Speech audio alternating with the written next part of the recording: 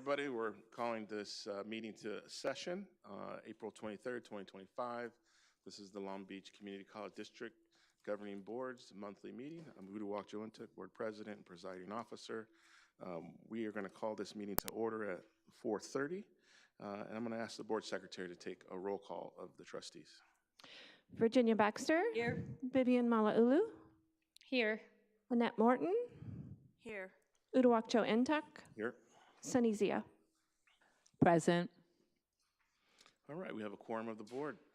Moving on to public comment 1.3, this is closed session agenda items where the public has 3 minutes to comment on any closed session agenda items. Do we have any speaker requests? No requests. Anyone in the audience? Seeing and hearing none, we're going to adjourn into closed session for items 1.4 through 1.7. At this time, we'll be adjourned and we'll see folks in about an hour.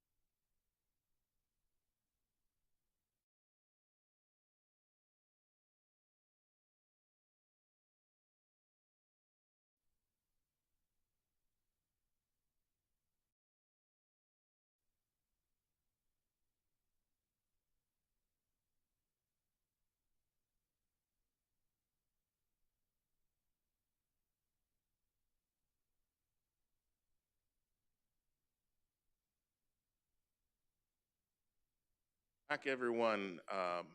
Welcome to the Long Beach Community College District Governing Board meeting for April 23rd, 2023. My name is Uduak Joe-Intuk. I'm the board president and presiding officer of tonight's meeting. We are reconvening from closed session. At this point, we'll do the Pledge of Allegiance. And I'm looking for a volunteer. Would anyone? Trustee Zia will lead the Pledge of Allegiance this evening.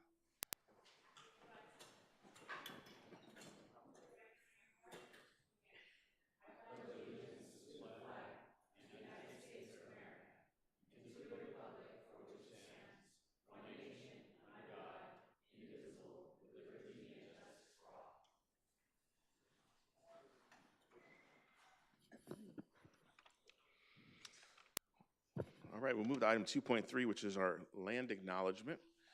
Long Beach City College acknowledges our presence on the traditional ancestral lands of the Gabrielino Tongva peoples. This land remains unceded territory.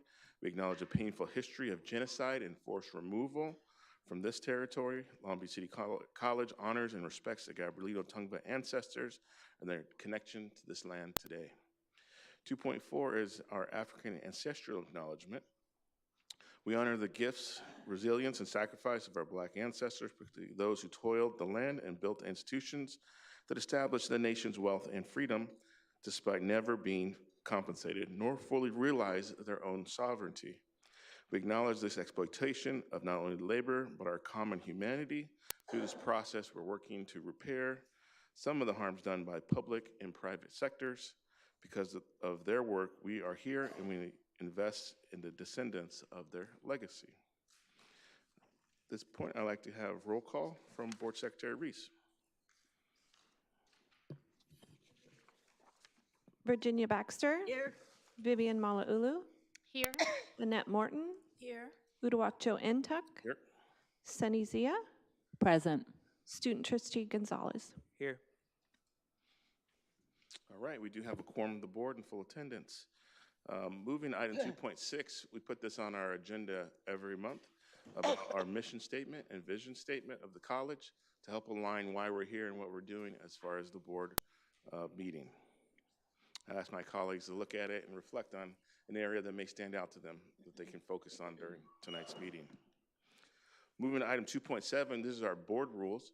These were unanimously adopted by the board to govern our meetings. This is governed by Robert's Rules of Order.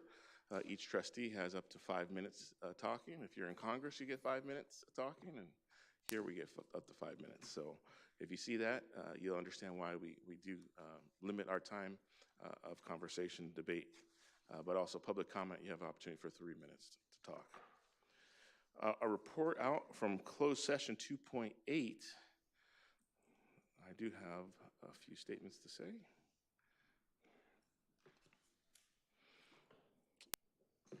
On items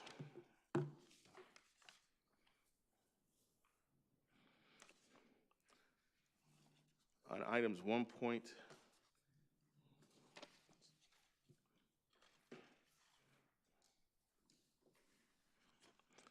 On items 1.4 and 1.6, we have no reportable action. 1.7, we will defer to a second closed session.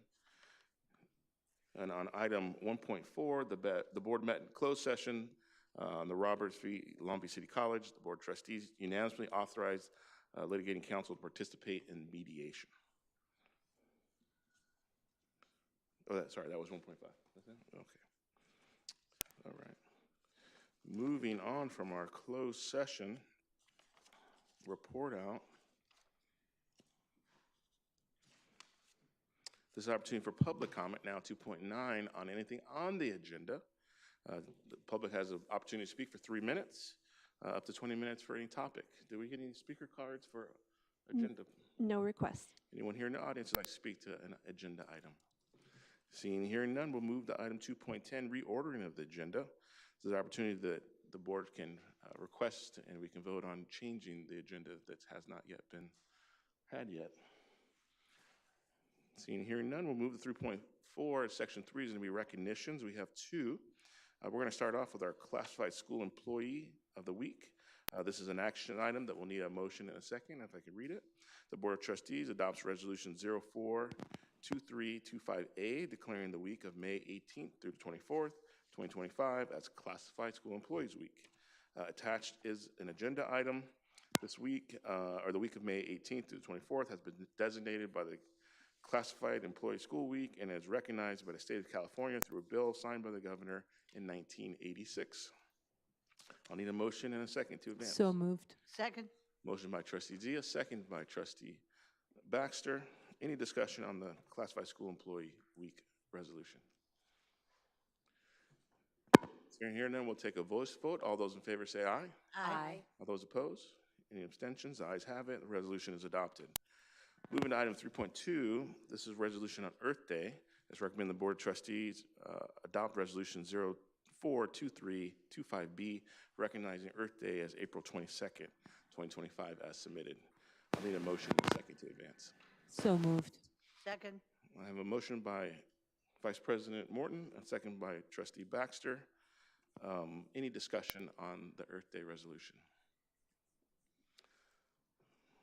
I would like to point out that there is an action at the end of whereas, or therefore it be resolved to begin the process of a sustainability plan for the college. We've won awards in the past, and we'd like to make a new plan to win new awards in the future. So just for bringing to everyone's attention, if you didn't get a chance to read the document, and it is attached on Board Docs digitally if you'd like to read it. Any further discussion? Seeing here none, we'll take a voice vote. All those in favor say aye. Aye. Any abstentions? The ayes have it. The Earth Day resolution is adopted. We're now going to move to Section 4 of standing reports, which we have 4 of. We're going to start with our ASB President's report from Shamanique Harris for 5 minutes.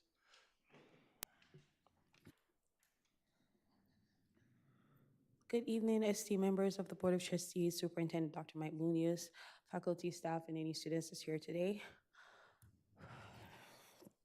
Sorry. I want to shout out to everyone that made the Public Health Expo today a success. It was an opportunity for dual enrollment current student at Long Beach City College to showcase their posters as it relates to mental health and connect with community members to get more information and resources in regards to job and internship opportunities. Sorry. I also want to make note of a couple of events that we're having. We're having our Grad Fest coming up for our graduates. For this year, we have May 8 from 9 to 2 at the LAC campus, A Quad, and May 15 from 9 to 2 at the TTC EE Quad. As usual, we have our monthly ASB After Dark events, which all of our students really love. We'll have these posted on A-frames within the A Quad area and the E Quad at the TTC, EE Quad at TTC, sorry. We are going through some tough times right now.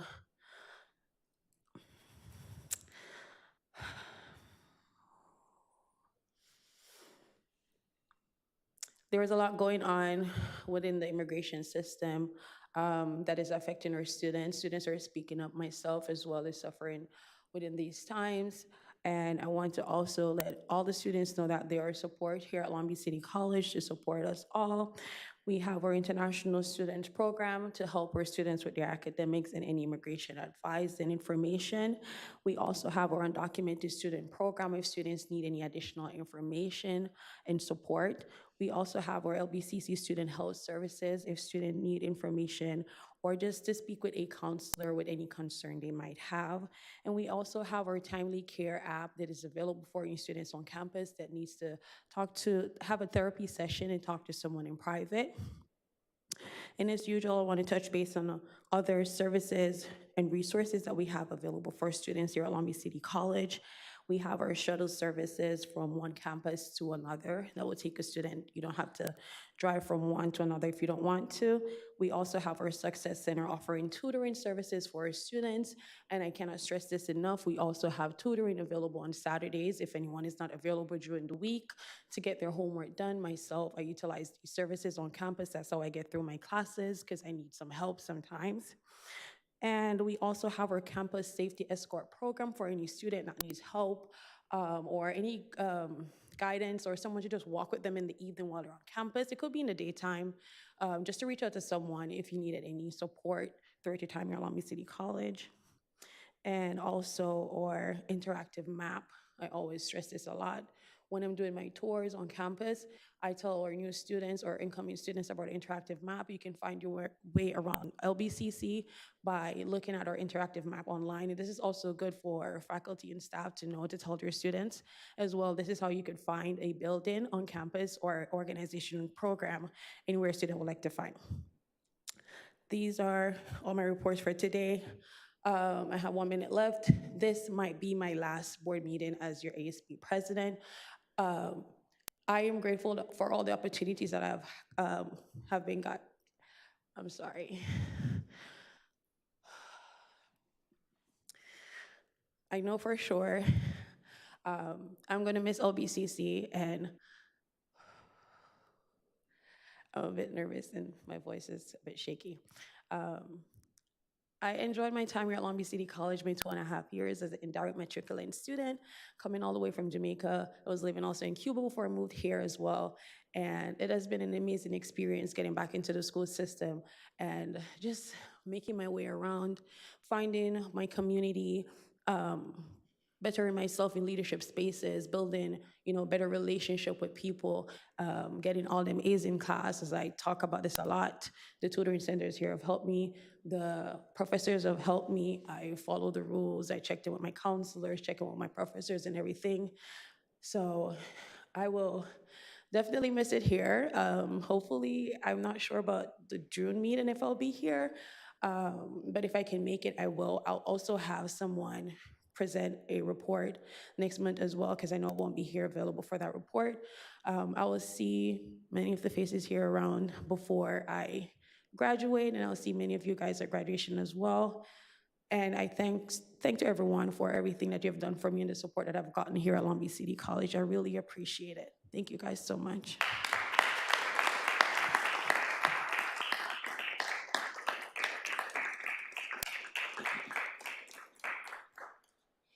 Well, again, we thank you for your leadership and your commitment to the college and to yourself. This has not been an easy journey. I think you may be familiar with the quote from Frederick Douglass, "Without struggle, there's not progress." And so we look forward to you spread your wings and be successful in continue your journey in education and your career goals. So thank you again for all that you did for us. We now go to 4.2, our student trustee, Trustee G. Gonzalez. Thank you, Board President. First off, wanted to say thank you for your report, Shamanique.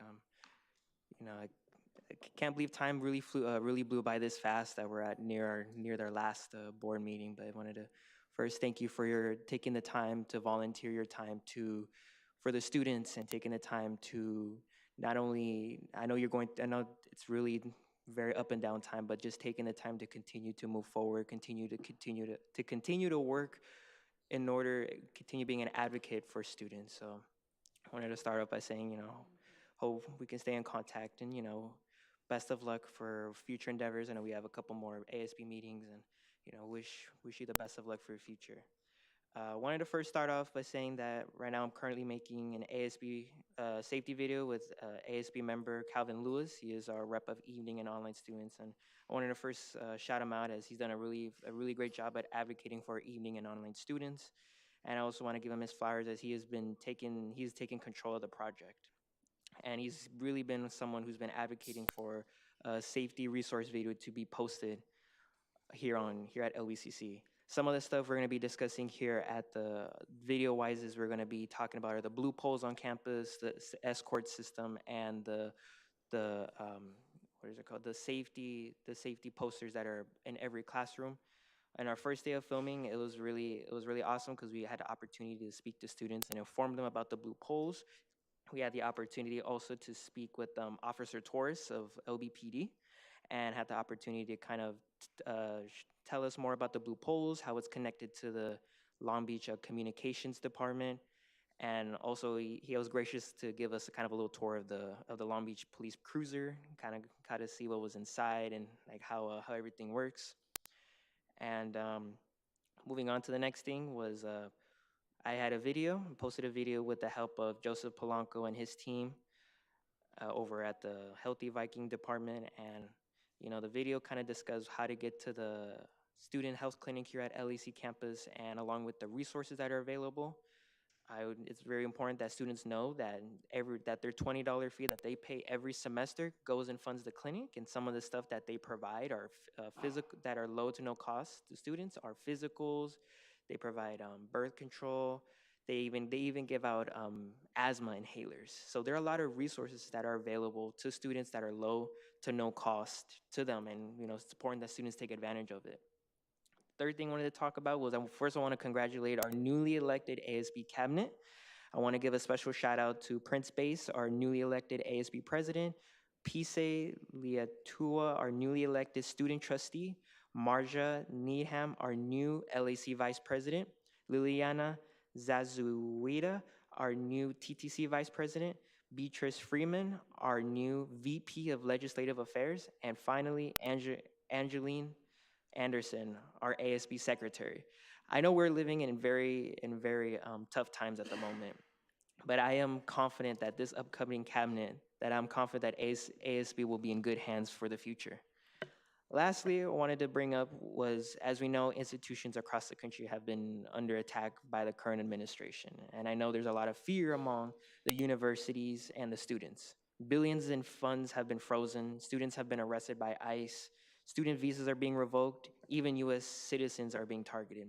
In fact, the judge in North Dakota was stopped and questioned about his citizenship.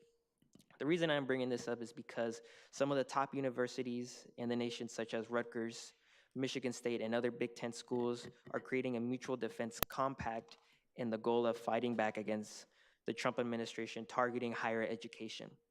Rutgers and other Big Ten schools are making legal counsel, experts, and public affairs offices available to any institution that is facing pressure from the Trump administration. I'm not sure if we have something similar to that, but it's something that we may consider in teaming up with other local community colleges in the future. This administration is targeting everyone, no matter if you're undocumented or a U.S. district judge. We want to remember that together we reach our goals, divided we reach theirs. And you know, if anyone would like the sources of our articles, I obtained the information above. I would love to provide you to them. That's in my report.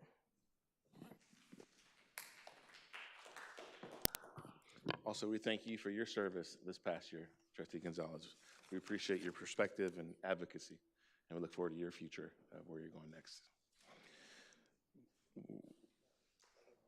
All right, we're going to go to 4.3, Academic Senate President, Dr. Jerome Hunt. Good evening, Board President Intuck, Superintendent President Munoz, distinguished board members and colleagues. I have 2 updates to share with you this evening. From adult learning, 86% of our students in the first Accelerate cohort, which started in 2023, are applying for graduation within 2 years of starting the program. Accelerate aims to help adult learners ages 22 plus earn their psychology ADT within 2 years.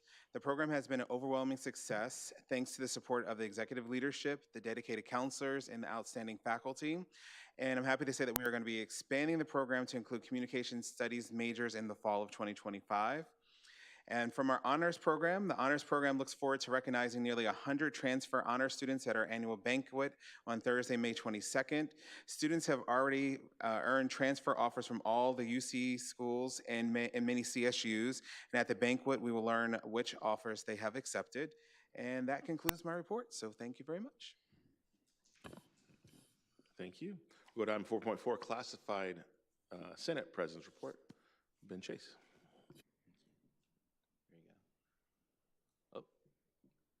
There we go.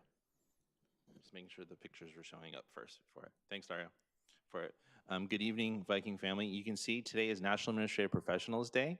And I don't know if you can tell exactly that his hand's making a heart for it. A big shout out to my colleagues that serve in that capacity, specifically for the senators, Ashley Williams, Brenda Ramos, Chanel Hamilton, Gina Montefiore, and Tracy Bejarano for it. Thank all of them, and a special thank you to Michelle Reese. You're not listed on my group here, but you are a very important administrative professional, so I thank you as well. Some of these photos are for some events that happened prior to my last report, but we didn't have the photos yet. I just wanted to showcase 2 of my colleagues. There's Chanel in the green suit and Angela Folks at the A2 Men conference for it, and that was on Standing on Business for it. And so it was a great opportunity for them to reach out and share in the community and participate. Paul, you made it on my presentation, my friend. You're in our pictures for it, in Meet Your Village for it. See, it does happen. So there's even though there was rain that day, we had a great turnout for the softball event, and so just happy to see us. Aaron Murphy in there as well, Sergio and Ashley for it. I love the fact that Ashley always has her camera ready for us so we can get the pictures done. Great day at State of the College for it. Ashley, again, with I think I always say her 3 bouncers for it, 3 big brothers for her around her. I said that we make a pretty good football team going there for it. I said that a great day and event that night, and happy for us to be able to participate and show out for that. Additional awesome events that we did was the 2nd annual Emoja Spring Break Kickoff that was held at TTC. It's my colleague Grace and her daughter. I'm assuming is going to be a future Viking for us. She loves coming out to the softball matches and seeing the team play. So working forward to her being here in a few years for that. Some continued photos there, and Ashley for it. And there's a VP in there too for it. Great to see them. I said that down at the event, I said that unfortunately I wasn't able to be there for that, but happy to see my colleagues participating and showing out and showing their pride for it. And then what we did is my office enrollment services, and then for the Classified Senate, we did a March Madness Women's Bracket Challenge, and congratulations goes to our champ, Gina Montefiore, and I highlight her especially because she actually picked the actual champion in the tournament where almost no one else even came close to that, so it was awesome to see that. I said, and this is from our kickoff event for DIA Kickoff Resource Fair for Justice, Access, and Opportunity, and you can see our folks there shining out in their colorful coordinated outfits for it. I appreciate the photos from Ashley so that I could share out at the event for it. I said that, and then we had a lot of events on the same day for it in the Khmer New Year 2025 celebration. So these are some photos that were submitted from Ariane Lee and from Chanel as well. For the next ones, I think are more of Ariane's that you can see because she gets to be in one of the family photos. But it was awesome, all of the events that we've had recently at TTC, well attended and supporting our community. So it was just awesome to see them for the New Year representation for it. I said it was really neat to see the pageantry that they had for it. And I've always enjoyed when we've seen the dances performed for it. I said that unfortunately I was working at the front counter at the time for this. But what I did get to participate in that night was Cumbia Tacos and Sports Jam. I said amazing turnout, turned into kind of a mini 75th anniversary event because what you can't see behind us, there was a bunch of young individuals participating in soccer camps. They came from that to participate in the Tacos and Cumbia event.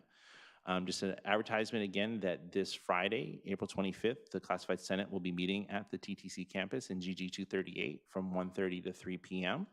for it. We look forward to seeing our colleagues have a better opportunity to see us in person at TTC for it. I think I have one more. Oh, no, and Sneaker Ball, which we didn't talk about. That night as well for 5 to 8 p.m. in T1200, formal attire, best sneakers. So I look forward to seeing as many of you that can come out with your great sneakers for it. It's one thing I say I do have a little bit of sneaker game for it. So I appreciate that opportunity to show off. And then today is National Take a Chance Day for it. This is a quote from Mark Twain. 20 years from now, you'll be more disappointed by the things you don't do than by the ones you did. So throw off the bow line, sail away from the safe harbor, catch the trade winds in your sails, explore, dream, and discover. I thought that wasn't much more appropriate a quote than that we could have for tonight. That is what I enjoy the most in my job this time of year, where we have folks come back to show their offer letters from the four-year school so that can help them in the process in deciding where they can go to. Most recent one, she's accepted to Berkeley, UC Davis, and UC Riverside. And for the most part, for the review, it's going to be free for her to go to any of the 3 schools. So I was happy to do that. Thank you very much. Thank you for the great report. We'll go now to Superintendent's Report in Section 5.1. Dr. Munoz. Great, thank you, Board President Ntuk. April is Diversity, Equity, Inclusion, and Accessibility Awareness Month, and we kicked off with the Empowerment Resource Fair at the Trades and Technology Campus, TTC, and we have a brief video that we're going to show, and that's going to highlight a recap of the event. At Long Beach City College, diversity, equity, inclusion, and accessibility are more than just words. They are a foundation of who we are and how we grow together. We're creating safe spaces, open dialogues, supporting underrepresented voices, and expanding access to higher education. We're building a campus where everyone belongs and thrives. Because when we all uplift each other, we all thrive. We are Long Beach City College.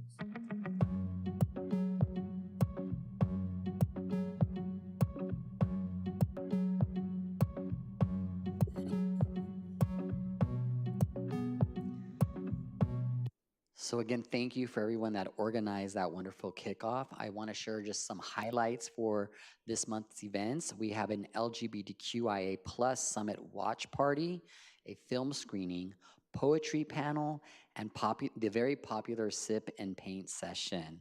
So again, I want to extend my appreciation to the students, the faculty and staff who organize these events, and as we continue our commitment to uplifting all voices of our community. It is my deep honor and privilege to share that last week at the American Association of Community Colleges, LBCC received the top award for the AACC Award of Excellence in Advancing Equity and Belonging. And I brought it with me. It's very heavy, so.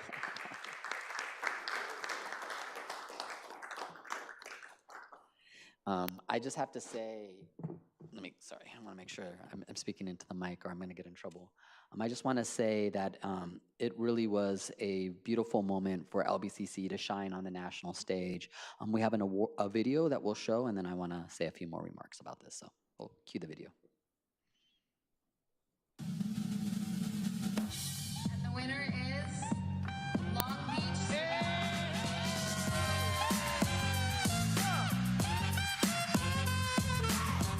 I'm really humbled and honored on behalf of our Board of Trustees and the talented students, faculty, staff, and administrators of Long Beach City College. I humbly accept this award and honor and recognition. In a short 3 years, we've increased our mattering and belonging from 49% to 92%.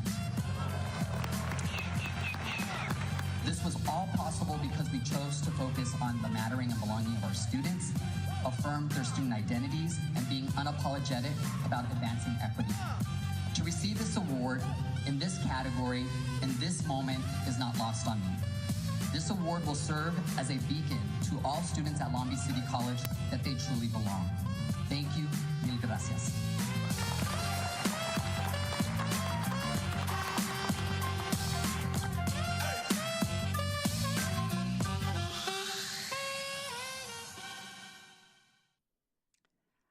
I want to thank our Board of Trustees, and I want to say this very publicly and just profoundly. This board is incredibly student-centered, equity-minded, and really fearless in a lot of ways. And you drive so much for us to be able to step out and really prioritize student needs in ways that many community colleges don't prioritize student needs, from addressing basic needs to stepping forward and talking openly about racial equity. I'm very thankful to work at LBCC. And in fact, as a cabinet, we were having a conversation during cabinet on Tuesday that we know that this is not the experience everyone's having at other institutions right now in this moment in our history. And to be able to have the support of the Board of Trustees as a core value to hold as equity and belonging, it really has allowed us to accelerate this work here at LBCC, so thank you. I also want to acknowledge our incredible faculty, staff, and students. You all set a vision, right? But they're out there every day opening up their hearts, their classrooms, to really help address our student needs. I think of folks like Dr. Hunt and the work that he's doing, and Ben, as well as all our other partners. It really is a transformative time at LBCC, and to think that 3 years ago, only 49% of our students felt like they mattered and belonged, and to increase that to 92%. To see our 3-year completion rates increase 50% over the last few years. To be able to see us have the largest enrollment class in the history of the college. All of these things don't happen through happenstance, and they happen because of intentionality. And so again, thank you everyone for those that contributed to the advancement of this award. Thank you. I also have another great news to share. Women's swim and dive team were recognized. They were named the California Community College Athletic Association Scholar Team. This recognizes academic achievement and athletic excellence. Only one team per sport receives this distinction annually. So big congratulations to our student athletes and coaches. Let's give them a round of applause.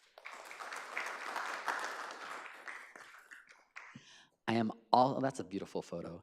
I'm also really excited to share that Mary Aha is a Hall of Fame inductee. Mary Aha is to be inducted into the California Community College Athletic Trainer Association's Hall of Fame. She's our head athletic trainer, and she's been here at LBCC since 1989.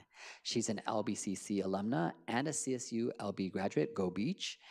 She's honored for lifelong dedication to athletic training and student well-being. So a big thank you and shout out to Mary for your service and leadership. Can we give Mary a round of applause, everyone?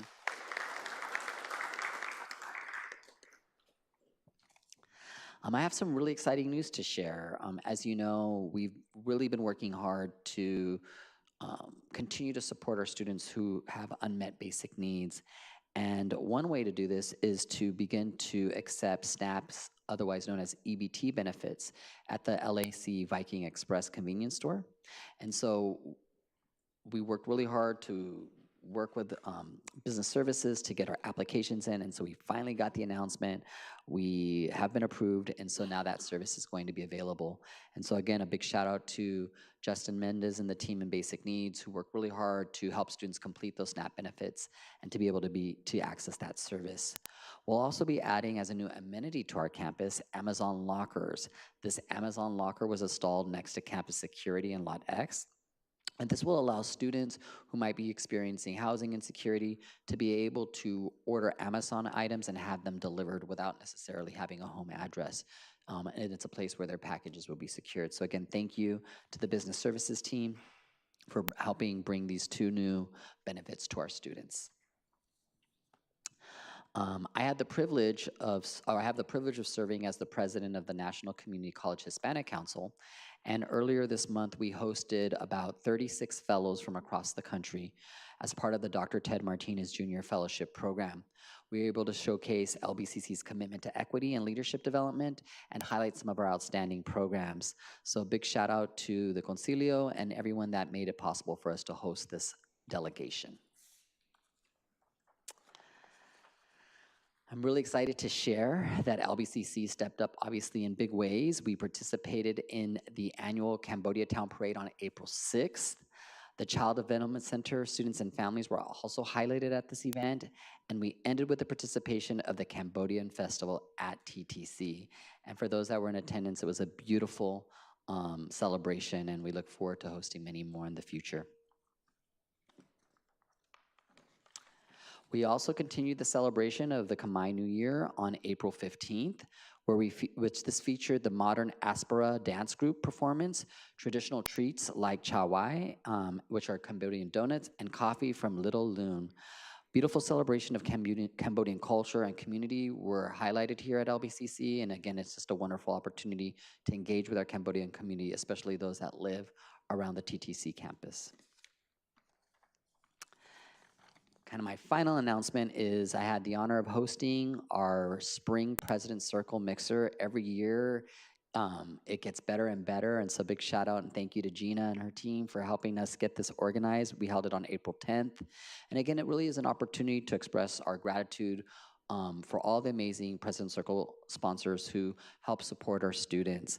I was able to share updates on our ambassadors program, share some information that was also shared at the State of the College, and also discuss upcoming college events. So all in all, it was a wonderful month, and I thank everyone for the opportunity to provide my report. This concludes my report. Oh, one thing, would we be okay to take a picture with the board? I'd like to do a group picture. Get the words right out of my mouth. We're going to take a quick recess to take a photo with the hardware. So we'll adjourn for a moment, and we'll be right back as trustees and vice presidents can join us in the front for a photo.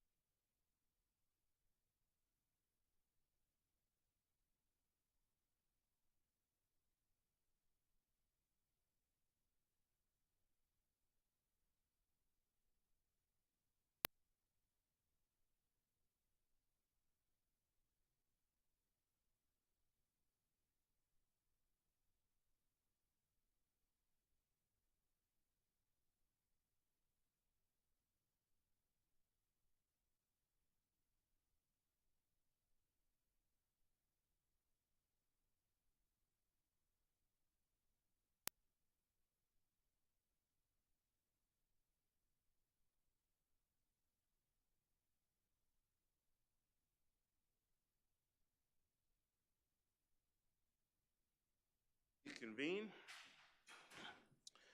Next, we'll just move in section 6, trustee reports. We'll start today with trustee Zia. I just wanted to say that it's been quite a month. I hope everyone had a great Easter and great Passover. I also wanted to offer my condolences to the loss that we had yesterday for students who are grieving, and to the family of the student we lost. And I really appreciate, Shamanique, what you had to say about mental health, educational opportunities we have, and resources that we have at the college for students who are experiencing issues and trauma. We are here for you. And I truly, my heart goes out to you and your family who are suffering right now. I also wanted to send my condolences to all my Catholic brothers and sisters. It was quite a loss of losing Pope Francis. He was very beloved as someone who's Jewish. He was my favorite pope and a great man. The world lost a wonderful human being, and I hope his legacy will be practiced and lived by everyone, not just people who followed him in creed, but also in deed. Thank you. That's all I have. Thank you. We'll go to Vice President Morton next. Good evening, everyone. I just want to start off by thanking Shamanique again for your wonderful leadership and watching your growth in your leadership over these last few months during the school year. It's been absolutely wonderful, and I know you're going to be successful in everything that you achieve, everything that you work to achieve. So thank you again for everything you've done. We look forward to seeing what's next. This past month, I had the privilege of attending several events.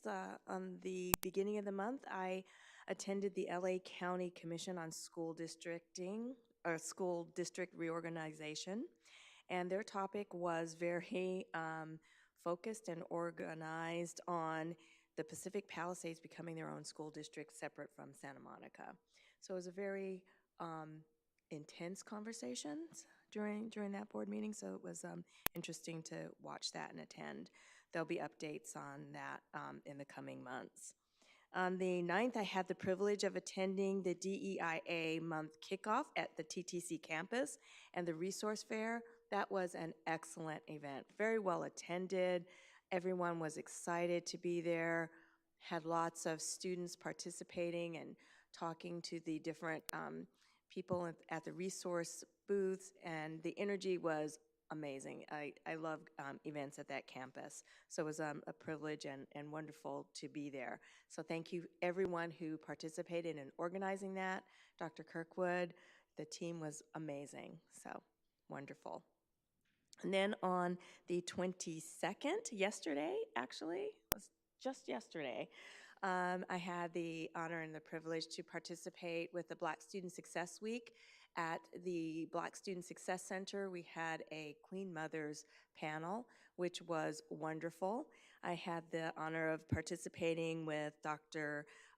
Kirkwood, VP Jones was there, Dr. Richardson, also Dr. Williams Slaughter, as well as our SAGE scholar Sharon Jordan was on the panel, and we had an opportunity to sit and have an intimate conversation with the students who attended. It was, again, another wonderfully attended event and experience, and also the celebration of the Black Student Success Center. It was the 1-year anniversary, so shout out to Angela Folks, who is the heart and soul of that center. She is everyone, she greets everyone, she's just the light for everyone, and the students who come in really enjoy being there, and you can just feel the the passion and the love and the energy in that center. And Angela Folks is really the center of that. And thank you, Angela, wherever, if you hear my voice, thank you so much for everything you do there. And I'm looking forward to attending the Inspiring Women of LBCC Luncheon coming up on Wednesday. So thank you. Thank you. Next, we'll go to Trustee Baxter. Good evening. I want to congratulate Shamanique and also G, because you got left out, on the outstanding job they've done this year. And I know you're going to go on to great things and make us proud. And Shamanique, the same way with you. You've done a super job representing the students. And I know wherever you go, you're going to be involved in student activities because that's what you're really good at. So congratulations. The things that I've been involved in, on March 27th, I attended the Todd Cancer Institute board. And this is a board I love to be on because every meeting, we meet quarterly, the executive director of the center gives a cancer success story. And all we hear is bad news lots of times. But every time he shows us good news, how people have been cured, most of them at stage 4 cancer, which is highly unusual, and it makes me feel good that I'm involved in something. Also that day, I attended a Zoom on cybersecurity, and March must have been Cybersecurity Month because I had a lot of things going on with that, and how important it is that we protect ourselves from problems. Then on the 29th, I went to Robert Garcia's town hall, which was in the auditorium, and it was filled and it was exciting.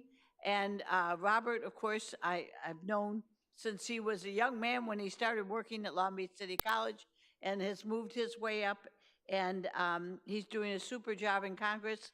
And I hope to see him this summer when I bring some students to Washington, D.C. I missed the Rick Racker Women of the Year Award, which I normally go to, but I was on a Caribbean cruise and it was fabulous. But Arlene Walter was honored as the Woman of the Year. And I just wanted to shout out and say, Arlene, congratulations. I wish I would have been there to cheer you on.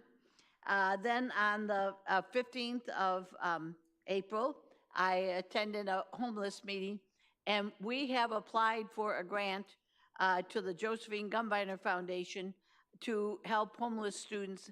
And I don't want to tell you a lot about it because I might not get the grant because not everybody's going to get it. But if we do get the grant, I'll talk about it at the next meeting. I hope to know by then if we do.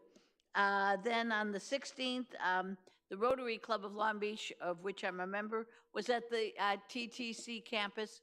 We were in the Dyer Hall, and the provost, Alicia Kirkwood, spoke to us, and several things were mentioned.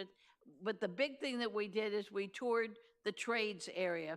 And the Rotary Club started giving out actually money in 1927 when the college was started to vocational students and have done so all the way up. And I'm on the Rotary Scholarship Committee, and we give over $100,000 every year to Long Beach City College. I'm very proud of that, helping thousands of students. And so I went on a tour of the trades, which of course I've been to before, but I love the enthusiasm of the people who led the tours, and they didn't know who I was because I talked to one guy. He probably was going to say, shut up, because I kept interrupting him and just reinforcing what he was saying. And I'm sure he asked afterwards, who's that obnoxious woman? But anyway, it worked out very, very well. We had lunch there prepared by Culinary Arts, and it was very, very nice.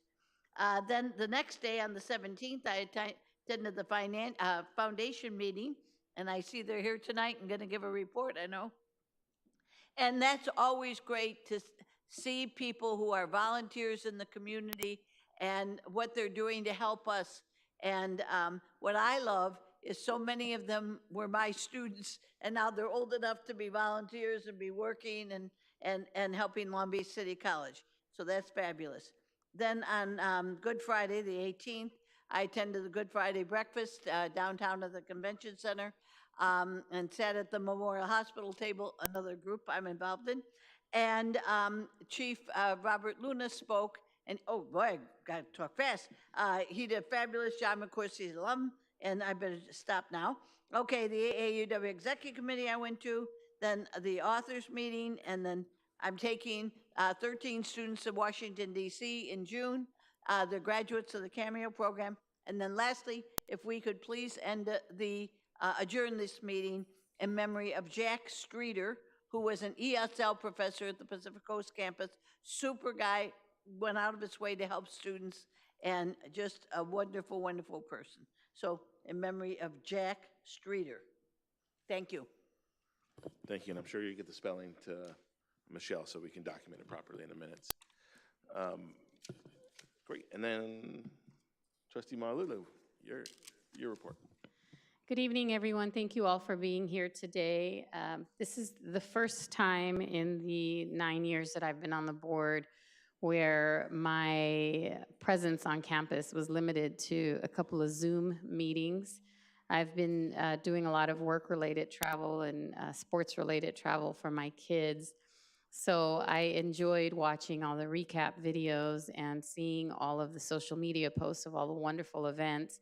And even though I really, for the first time, a lot of these events that I missed in 9 years, it still, it felt great knowing that the show does go on, even in my absence, and knowing what a great job our campus community does in supporting our students in our various communities that surround the district.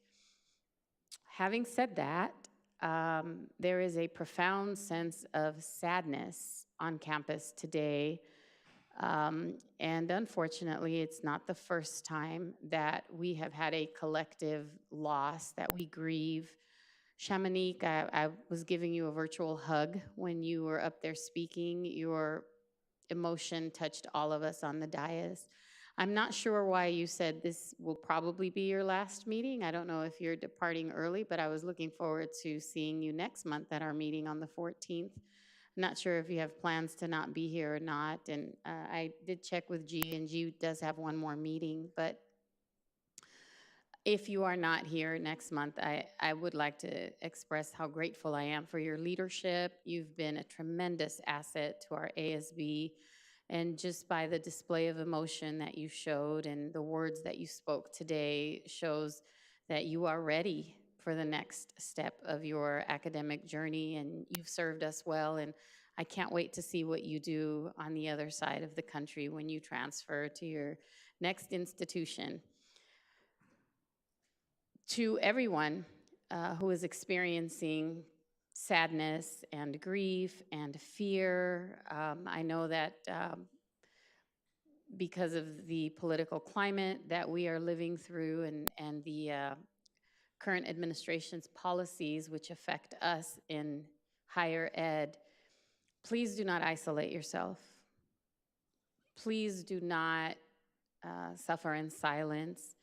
We have done everything we could, and even things we couldn't do, just to let you know that you are supported, whether you are a student, a staff member, faculty, or even a community member who needs outreach and support from the community college.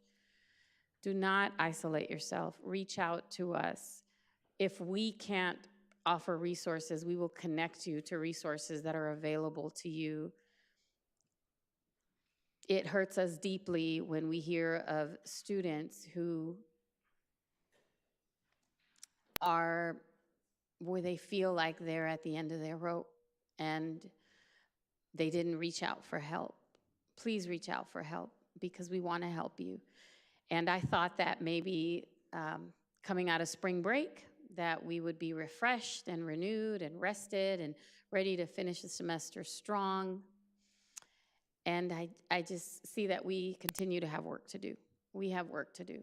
So as we near the end of the semester and as you prepare for those final projects and assignments and exams, please know that you're not alone. Please know that you can always reach out to us. And I know that with the award that we just received at AACC, which, by the way, Dr. Munoz, I probably knew about it before you did because my phone was blowing up when people were saying, congratulations, LBCC.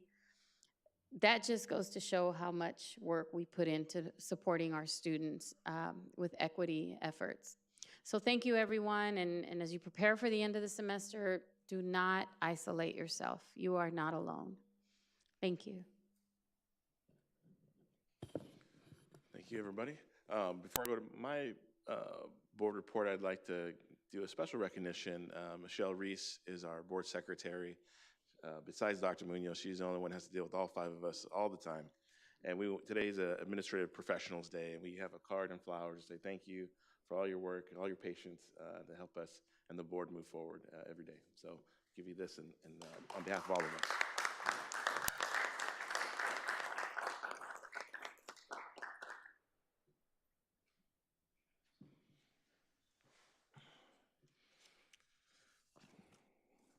All right.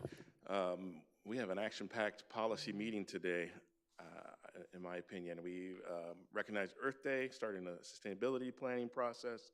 Tonight, we'll be voting on the first ever honorary degree awarded by Long Beach City College. We're going to have our first reading of the artificial intelligence policy later in the meeting.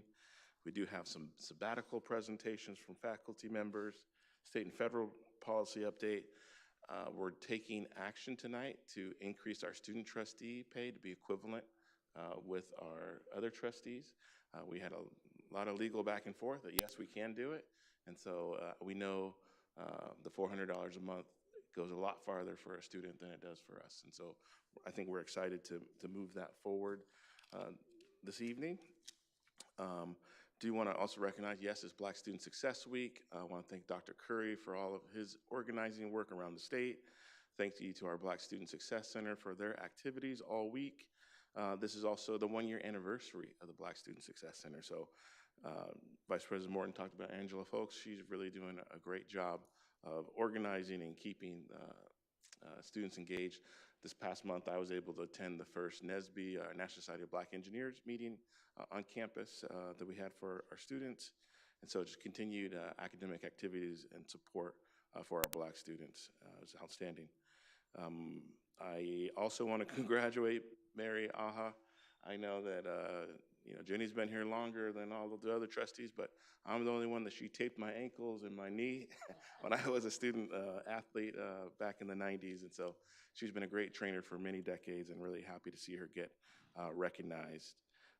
I also was able to attend the DEI awareness kickoff. It was a great resource fair for our formerly incarcerated students. It was a good reminder that a conviction should not be a life sentence, that there should be opportunities for people to be employed, educational, be able to be with their families regardless of a mistake or error or conviction they had in their past. So that was a really meaningful event earlier this month. I was also able to participate in the Cambodian New Year Parade. We continue to partner with the Khmer community. The parade ended on campus at Long Beach Trade Tech this year. It took a different route, a little bit longer, got more steps in if you're walking, but a really great opportunity to come together as a community. I also attended the Long Beach City College Foundation breakfast over at the Aquatic Center. Great opportunity to hear what's happening in the foundation, network with folks, and hear from Paul. And tonight we'll have our foundation presentation and shortly from Paul, Gina, and Summer. Let's see. And then lastly, I do want to close also in memory of someone. I had a constituent pass away, Sandra Chani Olmeda Richardson. She's a Long Beach State alumni. She did her bachelor's there, her special education credential, educator in Long Beach Unified, mother, wife, community leader. She was involved in an organization called Hermanos Unidos that organized Latinx women at Long Beach State and across the CSU system. And so unfortunately, passed away from a hemorrhagic stroke. And it's a reminder, if you have a headache or a migraine, don't wait, go and check in, get it checked out, and be persistent because you never know what it means, even though you just may feel uncomfortable or just a headache. It's a very unfortunate situation. She was one of our neighborhood leaders in the Longwood neighborhood. She was only 42 years old. So we'll adjourn in her memory tonight. And that concludes my report.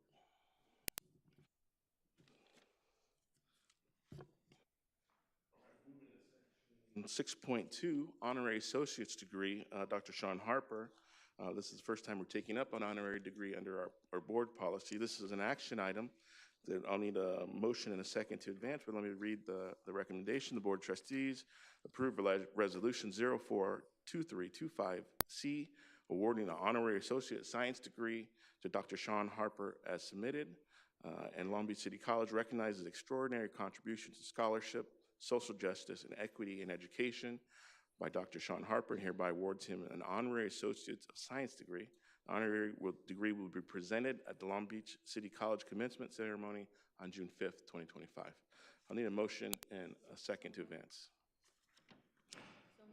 Motion by Trustee Malulu, Second. second by Vice President Morton. If I may, I'll read his biography to share a little more about Dr. Harper. Dr. Harper, PhD, is a Clifford and Betty Allen Chair of Urban Leadership at the University of Southern California. In 2022, he was appointed a university professor, a distinction bestowed only to 27 of the 4,700 full-time USC faculty members. He's also one of 14 provost professors, an elite cadre of interdisciplinary scholars who hold joint appointments in 2 or more academic schools at the university. He is on the faculties of the USC Rozier School of Education, USC Marshall School of Business, USC Price School of Public Policy. Dr. Harper has published 13 books and is author of more than 100 peer-reviewed articles and other academic publications. He's a recipient of dozens of top awards in his field and already has 4 honorary degrees. Prior to joining the USC faculty in 2017, he spent a decade at the University of Pennsylvania, where he was a tenured full professor. The center he founded at UPenn in 2011 is now at USC and known as the USC Center, or Race and Equity Center. Dr. Harper continues to serve as its Chief Executive Officer. And we do have some additional information about Dr. Harper, but I'll open up the floor for any discussion on the item.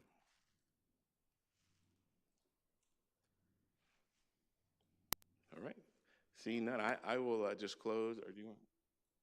All right, I'll just close in saying, when I was an undergrad student at Long Beach State about 20 years ago, I did participate in some of his research. He was doing African-American male success at predominantly white institutions, and it was great to see him go from Philadelphia to Los Angeles. And if the stat we talk about students belonging, moving up to 90%, that is his campus climate survey and research and process that we use to improve our outcomes here on campus. And you may remember him from Dr. Munoz's investiture ceremony. He gave the keynote lecture that day in our boardroom here. With that, we'll take a voice vote. All those in favor say aye. Aye. All those opposed? Any abstentions?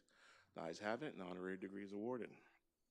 Moving to section 6.3, this is the new board policy, chapter 3, general institution, board policy 3775. This is a first reading. It's not an action item, it's just an information item, but this will be board policy 3775, use of generative artificial intelligence tools. There is a copy attached, and this is also part of our ongoing process of making new policies. And we did have a discussion at the January board meeting amongst the board of items to be considered. If there's additional items, please contact Dr. Munoz for consideration. Is there any discussion on this, or Dr. Munoz, do you want to give an update of the process so far? Sure.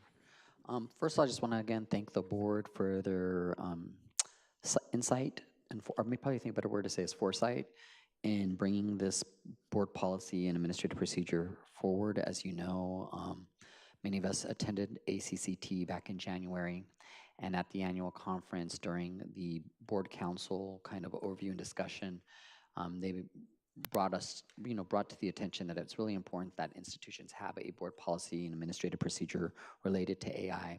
And as we all know, AI is rapidly evolving, so what we adopt today may need to be revised 1, 2, 3 times maybe within the next 2 years, but this is kind of our first step. I also want to acknowledge Dr. Hunt and the amazing work that's happening with the Academic Senate. There'll be a companion policy that will speak a little bit more to the instructional pieces as they relate to artificial intelligence coming probably in the next few months. But again, thank you, and this is obviously for first reading for the board's consideration. Yes, Trustee Malulu. Thank you. I will reserve more comments for next month's meeting when the policy is officially adopted. But I would say that I'm definitely in favor of this. I sat on a committee with ACCT where that recommendation was made to our members, our national members, and Dr. Munoz, you are spot on when you say that even though we are being proactive in developing this policy, the rate with which artificial intelligence is changing is so rapid that it's really not going to matter. So we have to ensure that the language is general enough, and we have to ensure that the language is inclusive enough to adapt to all of the newly introduced types of artificial intelligence, because for AI to be true AI, it has to do the thinking for you. And that is changing. There are a lot of trends toward having users plug in personal, I'm reading a lot about this because of the work that I'm doing with the ASU cohort, but there is a movement happening, a shift, if you will, in AI that is asking users to plug in, for lack of a better word, their preferences, their likes, their interests, their experiences. I've seen examples of AI innovation that's asking you to speak into a microphone, childhood experiences, and that is archived into whatever AI model you're using, and that is what is used to generate responses, to generate ideas, to generate any type of work that you're seeking to accomplish. So I almost feel like even though we're great, we're doing what we're supposed to do, we're getting ahead of it, I feel like we're already behind the 8 ball because so much of that is changing as we speak. So if you think you're familiar with AI right now, if you think you're using it, just wait a month or two, a year or two, and watch what is happening. I'm worried that we're gonna need AI for our thoughts because our diction and our written prompts are, we're passing that up. So yes, I am in favor of this, and I look forward to having the policy be adopted and probably revised as we move forward. Comments? I'll just speak to it. I too was at the conference, and one of the things that, at least, especially for our faculty members, the absence of a policy. There was a court case in Massachusetts that a student was determined to be cheating using AI, but the institution had no policy. So when they get to court, it got overturned. And so in the absence of it, when we want to have academic integrity, we want to be able to control it or use it, but also we want to have consistency. If one teacher allows you to use it in English 1, I should be able to use it in English 3, right? We need to have those conversations. Those type of academic conversations are at the Academic Senate, but this is the broad policy to protect the entire college and to empower. Once that Academic Senate policy comes forward, it will be able to be enforced. And so this is a multi-step effort, but I appreciate Dr. Munoz and the team moving quickly to get this first reading in, and then we'll have it back next month for final adoption. All right, moving to section 6.4, this is a revised board policy. This is an action item. It's a second reading, board policy 2010, 2015, and 2725, and the adjoining administrative procedure 2015. This is about board membership, student member, and board member compensation. This is an action item that will need a motion and a second, and it's recommended the Board of Trustees approve and adopt the revised board policies for Chapter 2, for Board Policy 2010, 2015, 27, 25, but we do need a revised motion from what's here in order to effectuate later in the agenda, item 13.1, which under state law we're required to ratify the student trustee compensation before May 15th. So I do have, if someone will make a motion to adopt the policies with the accepted revisions, with additional revision of second paragraph, line 1, inserting after the word board and the student trustee. Also in paragraph 3, line 1, strike the entire first sentence. I do have a written copy of this if anyone on the board would like to see it, but I will need a motion in a second to that effect. Motion by trustee Malulu, Second. second by Vice President Morton. And maybe Dr. Mooney should give a little background here on the process, and I do want to thank Board Counsel Ewing for his legal research and helping us get here tonight. Sure. So as mentioned earlier, there will be an item 13.1 that will be coming before the board that will adjust the student trustees' pay rate and give that student trustee pay rate parity with the other trustees.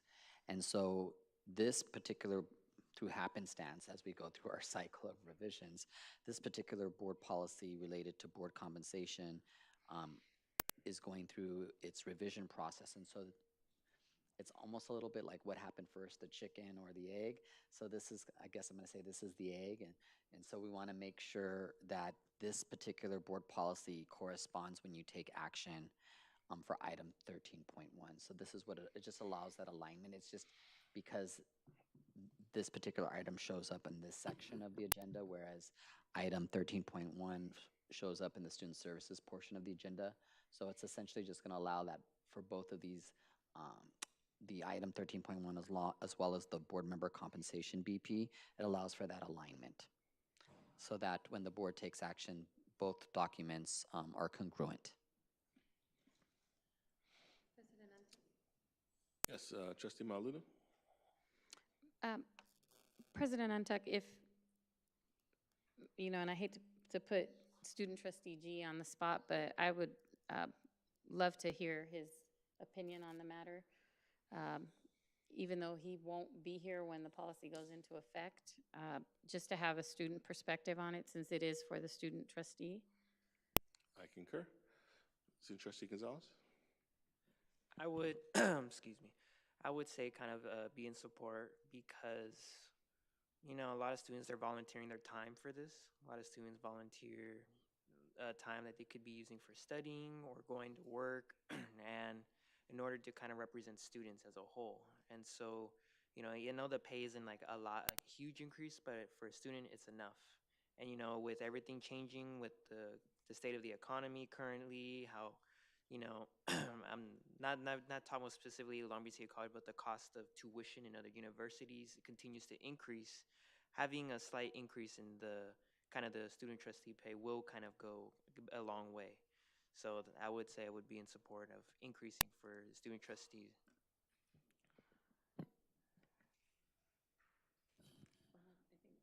Second time speaker. Oh, yep. Dr. Morton? Yeah, just for clarification for all of us, Dr. Munoz, can you discuss what Trustee Malulu was and Trustee G was mentioning about the timing of this, since he will not be here? Just clarify what that means for all of us. So item 13.1 doesn't go into effect until June. So if you vote, so let's say you adopt tonight, a majority of the board adopts item 13.1, which is going to increase the student trustee pay to $400 a month. That then the new student trustee, when they're seated in June, they will then be eligible for that new compensation rate. In full transparency, there had been different perspectives over the years in terms of could we raise the student trustee rate to have parity with the trustees, because there was some ed code language. And so what Board President Entuck mentioned is we worked with Board Counsel to kind of review and understand the implications. And then once we recognized that, yes, we could move forward with having that parity, then we brought that recommendation forward. But it doesn't come into effect until June 1st. Any other trustees? All right, go back to trustee Malulu. Thank you. Second time speaker here. For the benefit of the public, this has been this issue has been raised before. We have discussed it before. And, you know, it's just never happened. I think that Board Counsel Ewing did a significant amount of research this time and was able to provide what I consider to be more compelling information. I personally would like to commend Student Trustee G for his selfless support of this. He will not be on the board if this policy is ratified today, if we do vote in favor of this, he will not be on the board to benefit from it. So I think he should be commended that he's looking out for his successor on the board and that they would benefit from having an increase in the small stipend. It is a very small stipend, but there is an increase. So the fact that he is not shutting the door on it, so to speak, and he's supporting it for the next person speaks volumes to, you know, your integrity. So I appreciate that. And I'm sure the next trustee would appreciate that. Thank you.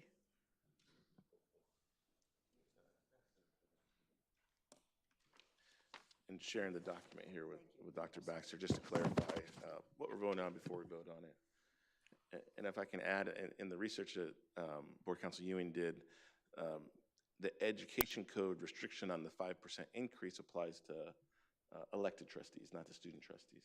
And there was several other community college districts who had already raised the student trustee pay to be equivalent. So we're not setting precedent here, we're not violating ed code.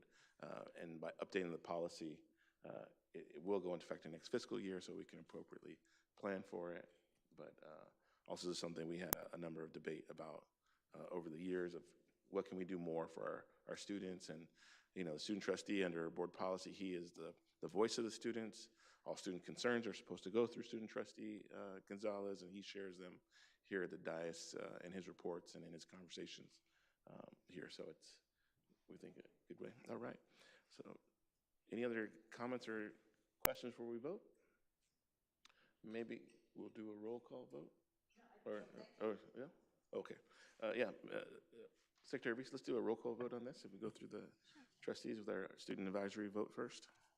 Student Trustee Gonzalez, Aye. Virginia Baxter, Aye. Vivian Malauulu, Aye. Annette Morton, Aye. Uduak-Joe Ntuk, Sunny Zia. Aye. All right, the vote is unanimous and adopted. So, and we do know who our new student trustee is for next year. What was the name? Pise. Okay. All right. Please let them know. All right. Our next item. This is an accreditation issue. 6.5. It's informational, but this is about the board self-evaluation process, which we are required to do annually.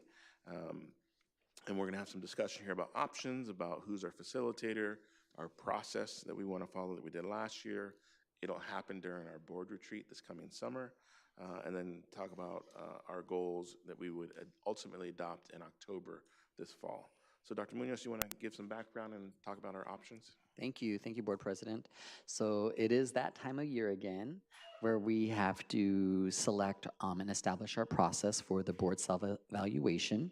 Just as a friendly reminder, the process includes a selection of a facilitator. Then that facilitator typically sends out a board self-evaluation document that is completed by each trustee.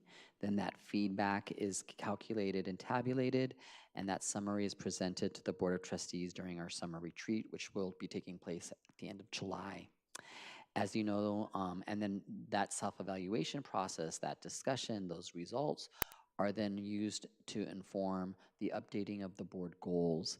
And this is very important for our accreditation process. This is something that the agency checks and looks for compliance. So they'll be looking at, you know, previous board retreat agendas, previous board self-evaluation documents to ensure compliance in this area. So it's really an important process, not just from a compliance perspective, but also just from a growth mindset perspective and ensuring that the board is in a kind of a continuous growth model. Also, I'm excited to say that, we've had a change, right, in our trusteeship. And so it's important to welcome Dr. Morton into this process as well. So with that said, there's 3 options before the board essentially for consideration. And this is not an action item. This is just to give us direction so we know how to proceed. So the first would be to continue working with Dr. Kindred Murillo. We worked with Dr. Murillo for 4 cycles now.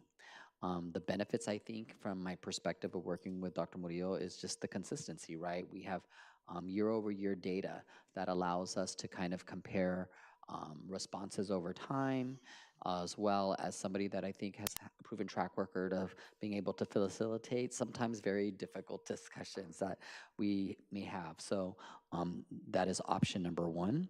Option number 2, I did reach out, or I should say Michelle reached out to ACCT, so I'm gonna pass these this way. So I'll wait for those to come around. And there's one for each trustee.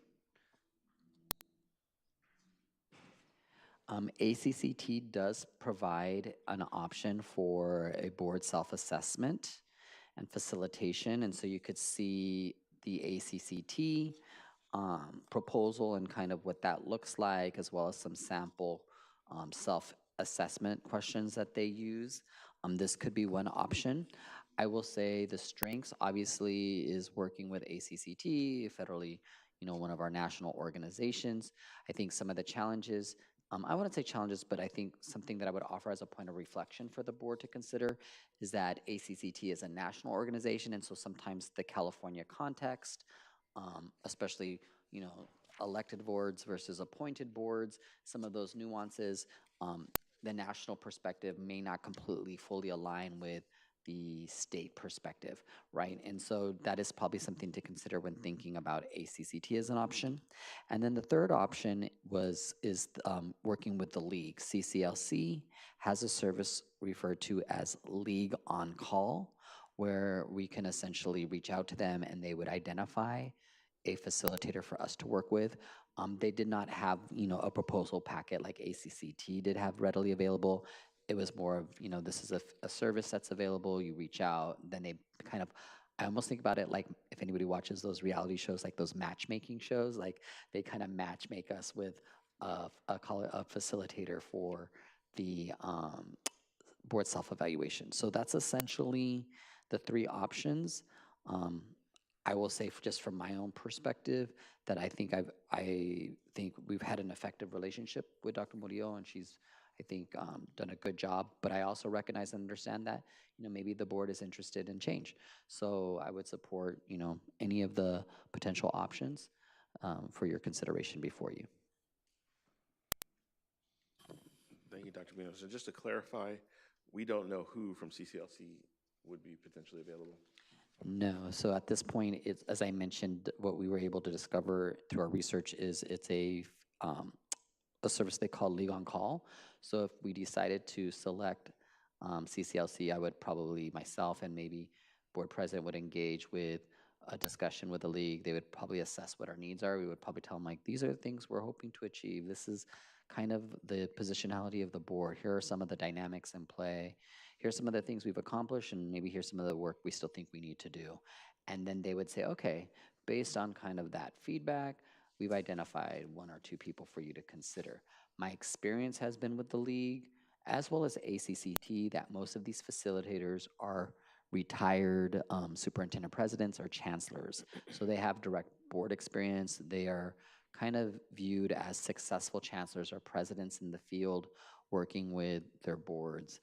So that's typically the folks you find on the short list for those facilitator roles. Great, thank you. All right, open the floor, trustees, feedback, thoughts? Trustee Malulu?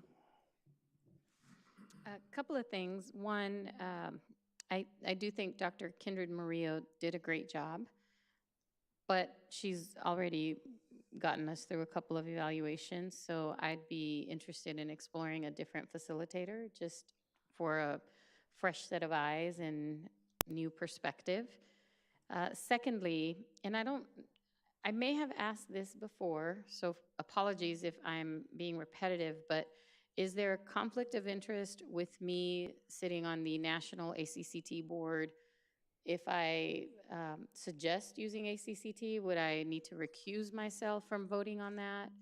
Or, does is it ACCJ, do they offer similar services? I don't remember if I've asked that before, if I recused myself before. I would probably defer that question to board counsel. I mean, maybe they'll give us a discount. Thank you, Trustee Malulu.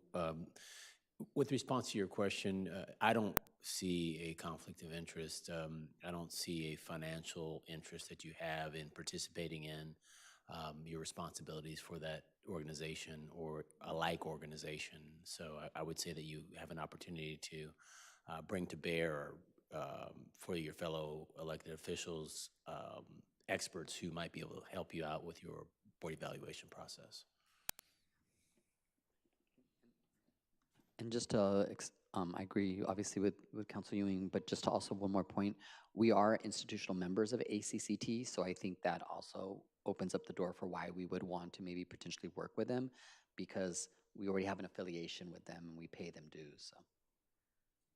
And if I remember correctly, a member institution does get a little discount as opposed to a non-member institution for board retreats and evaluation. So that might be something that we could consider.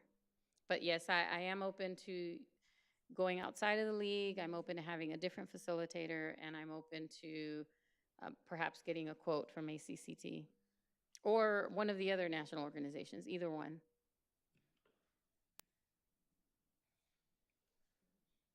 Okay, we'll work our way down the aisle. Dr. Morton? Sure, thank you. I'm all for consistency, but in this instance, I would agree with Trustee Malulu that a nice fresh set of eyes may be helpful. It would be interesting to see what they would offer before, can we see what they offer before we make the decision?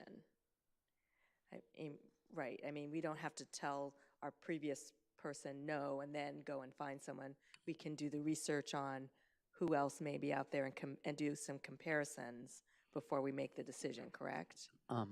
Yes, but I would offer some additional context as you discuss, given the timing that we're at, and in order to be able to execute a survey, item review, have it tabulated and ready for a board retreat in July, we are at a decision fork, like time-wise. So we would want to, it would either, from my perspective, if the board said, hey, we want a fresh set of eyes and ACCT seems to be where the energy is, then we would engage with them and have that conversation, maybe like invite them to a board prep to meet with board leadership to have a conversation. And then unless there was some like red flags that came up in that discussion, we would probably just move forward with them at that time, just because by the time we execute an agreement with them and move that through contracts and everything, like we would probably hit a time issue. Okay. So I just want to be kind of transparent about the timeline that we're working with. Okay. In that case, I would be interested in seeing what the ACCT would have to offer from the national perspective, and then CCLC is a little closer to home, so I would be interested in looking for a fresh set of eyes for the assessment. All right, Dr. Baxter? I have no input. Come on. All right. Trustee? I have no input. Okay. I read it over. It sounds fine. All right. Trustee Zia? Okay, so it seems to me that there's a push to replace the current facilitator that we have. I think I'm just generally of the mindset that the devil I know is better than the one I don't know. Not that she's been prolific. I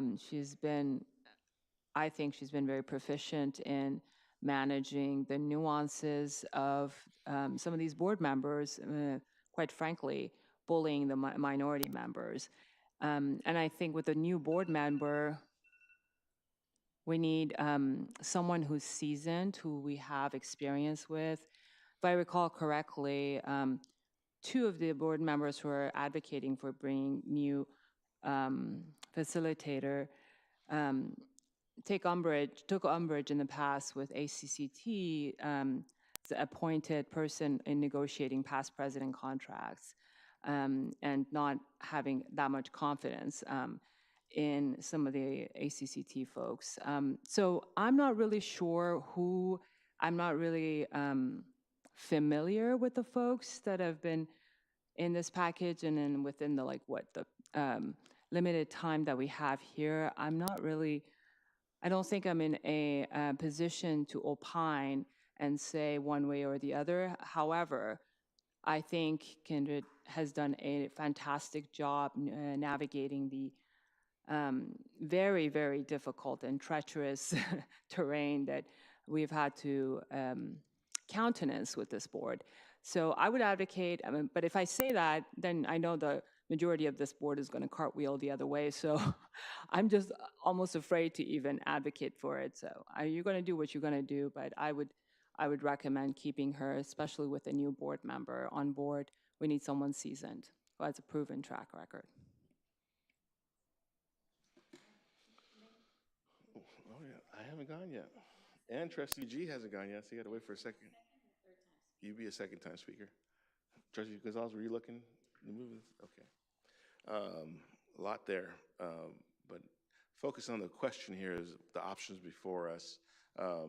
I do like Dr. Murillo. I am interested in seeing what the other options are. One question I did have, Dr. Munoz, do we know for option 1, 2, and 3, what are the cost differentials? I saw on the ACCT was like $3,000. I don't know how much Dr. Murillo was. So Dr. Murillo, because of the relationship that we have with her, we kind of negotiate each year. It's a pretty modest stipend. And then oftentimes we may pay for her flight, but she actually ends up staying with a former vice president who lives down the street. So it's been, I don't have the exact dollar amount, but I know that it's not super high in terms of cost. It's relatively low. In fact, in the past, she's even said she'd do it for free. In fact, I take that back. When she was interim president at Santa Barbara City last year, or was the year before, we actually didn't pay her because she didn't want to accept any money while she was in that interim role. So I think it's negotiable, term by term. And then obviously ACCT has their fee structure. The league did not provide us with an exact dollar amount. I don't believe they gave a dollar amount, correct, Michelle? No. So we would then, continue to engage with them if we wanted to pursue an option other than Dr. Murillo. Okay. We'll go back to Trustee Malu for a second time. Thank you. I just want to clarify something that Trustee Zia said. For myself, personally, I had never had an issue with anyone on ACCT negotiating a contract. I had an issue with one specific board member negotiating a contract. So I want to make sure that for the benefit of the public, that is clarified, crystal clear. Thank you. All right. Well, thanks everybody for the input on this informational item. We'll move on to the next item. Can I just clarify? I'll work with you on the results, and we'll see what we have. All right, moving to 6.6, Executive Summary, Legislation and Policy Updates. I know Carl's here. We do have an attached summary of bills that we're supporting. Committee hearings are happening. If I can ask Mr. Kemp to come up just briefly. I had 3 questions on items.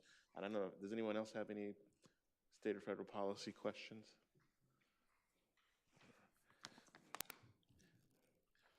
Hi, President, Board President Munoz, members of the board, Dr. Munoz. There are just a couple of items on here that we're seeking support from the board on that are new in addition to what we've had previously. The first is AB 791 by Berman, which relates to student financial aid and the Cal Grant program. In essence, this bill would directly benefit the Long Beach City College students by promoting more accurate and transparent cost of attendance estimates, which are essential for equitable financial aid awards. It could lead to increased Cal Grant access and better financial planning support for low-income and marginalized students. Administrators and financial aid staff will be able to review and possibly refine their cost of attendance policies and processes to align with the state's expectations and support for student access. We're recommending support for that. And second is SB 624, Caballero, non-minor dependents and tax guidance. In essence, this bill would provide valuable taxable resources to foster youth and non-minor dependents attending LBCC, increasing access to financial support through tax credits. Staff and student services, foster youth programs, and financial aid offices may need to collaborate with local partners and ensure that students receive timely information and assistance in filing taxes. We're recommending support on that.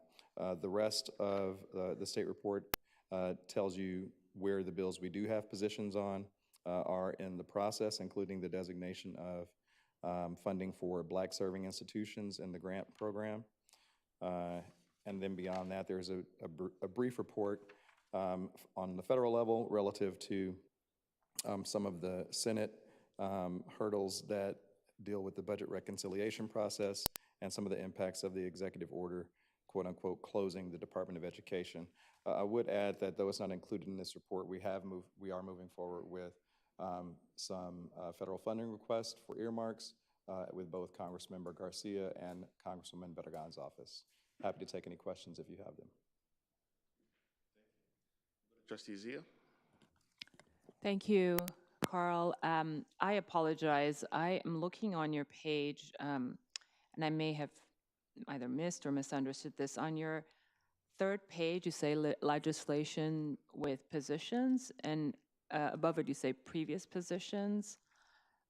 Is this something we already addressed? Because I'm wondering for AB 1028, Assemblyman Fong's bill, why we're just watching and what it is for the part-time faculty, and then also for Assemblyman or woman, I can't tell, it's Patel for AB 1171. Why are we not supporting benefits for part-time faculty and then just watching it? Sure, happy to respond to that, Trustee Zia. Thank you for the question. So these positions were taken prior to a shift that we made at the leadership level, wherein we were able to take action on legislation that was broadly covered under the umbrella of our legislative agenda. More specificity was required and more involvement and discussion at the board level was requested. And so now we're bringing those items individually. So that's why you see new items where we're requesting support married to those that we've already had positions on.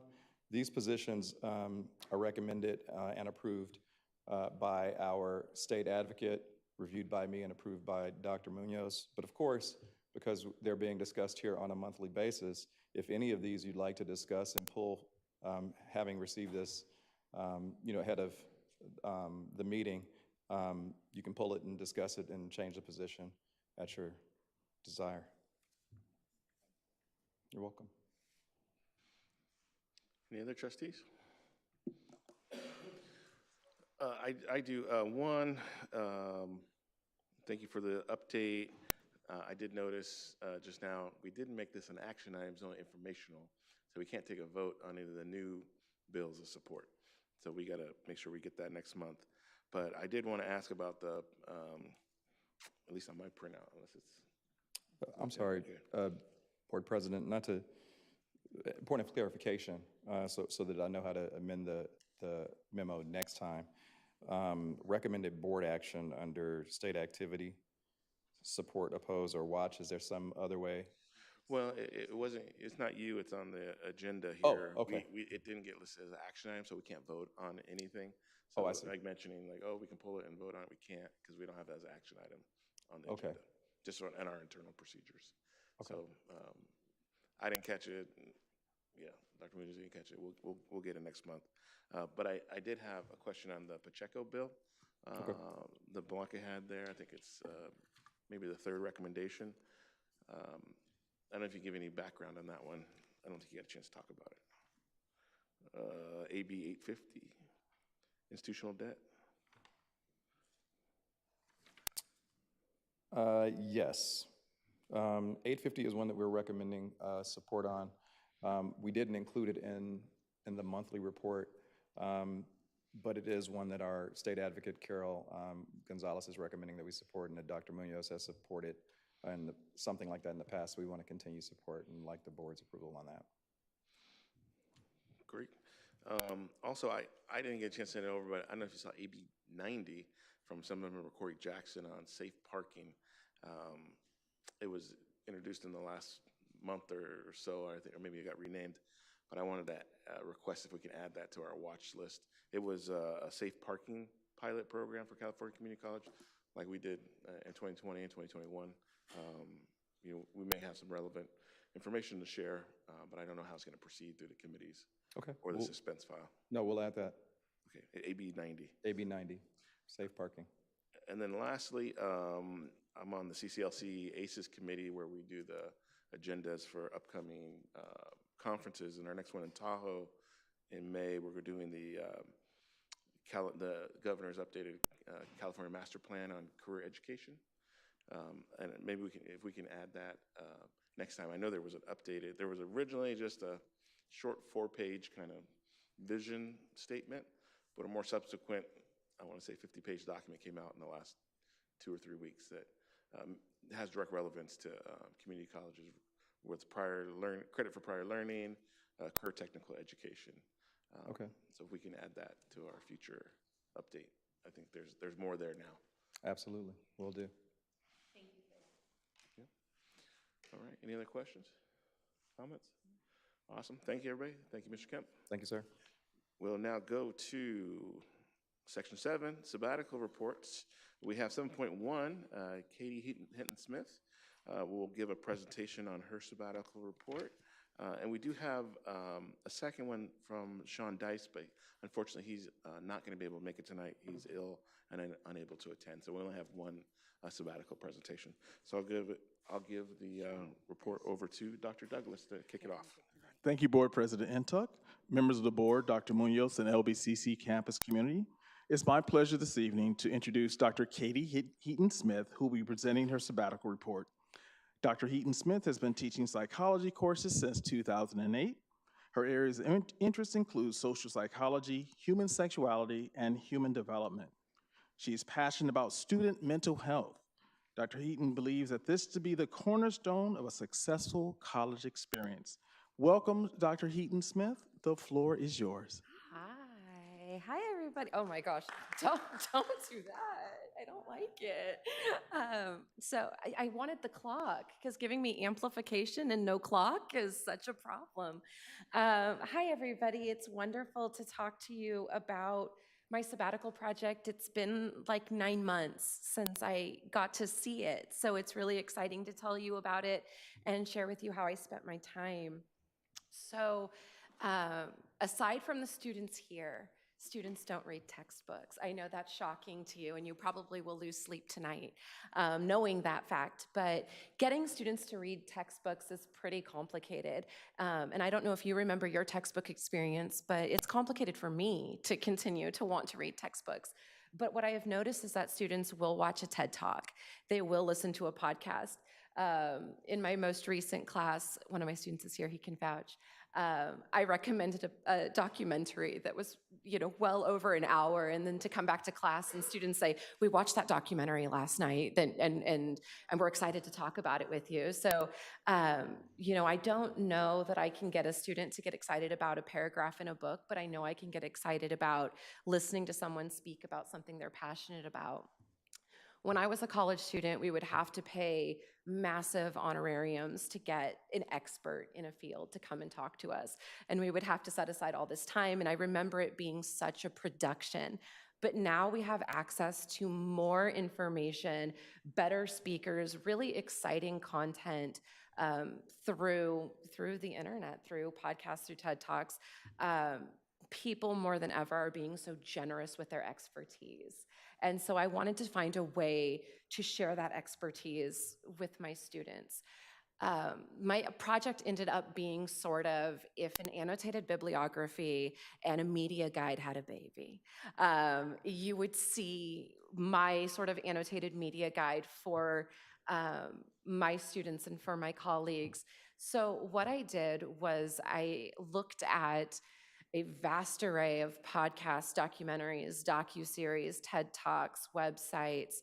And what I did was create entries for each of these sources that I found relevant to us.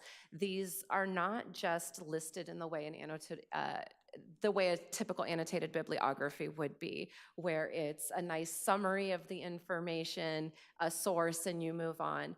For me, I also included the link for every single thing I was talking about, and I referenced it with our course outline of record, so that each entry not only was about a topic relevant in our field, but it was also categorized and information was given about how it could be useful or how it could be used and of service to our students and my colleagues.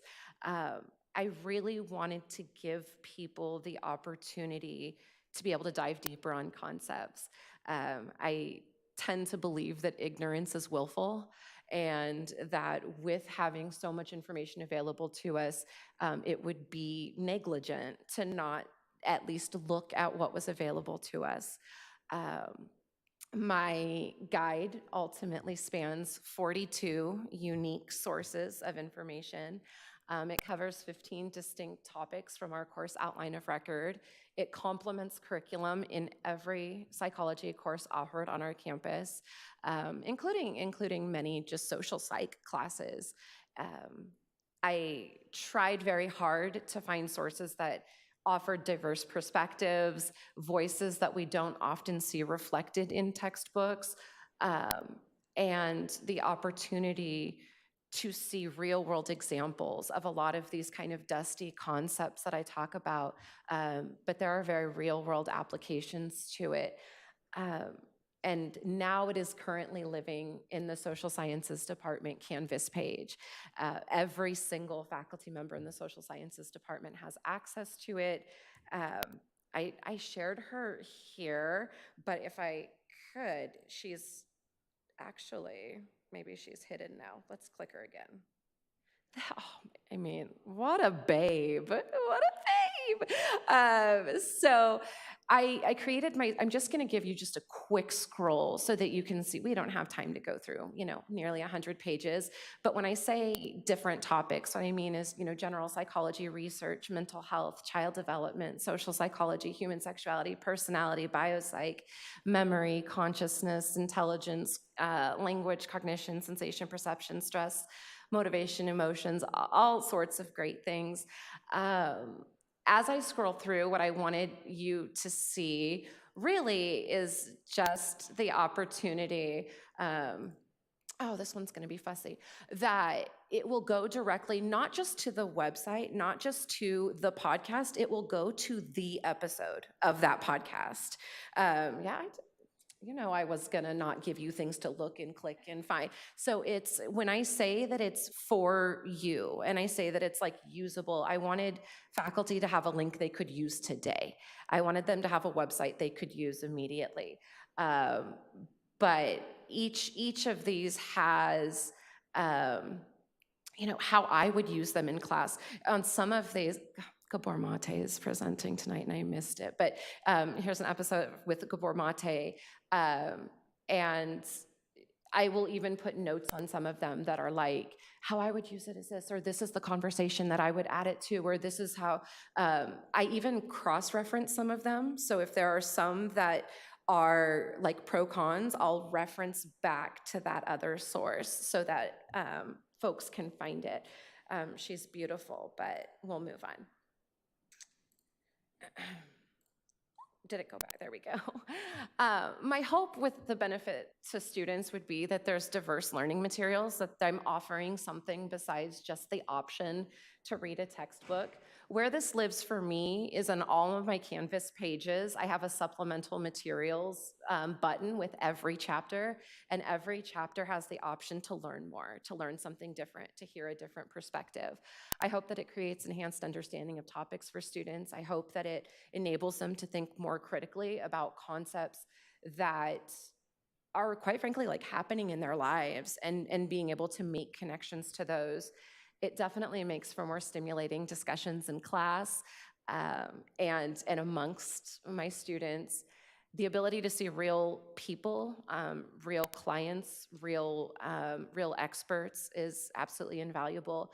And I love that it gives students the opportunity to take their education into their own hands and to do a deep dive on something that they care about, because there are so many sources out there. To have good sources filtered for you sometimes is just a really helpful first step. I hope that this project benefits the college by enhancing our curriculum.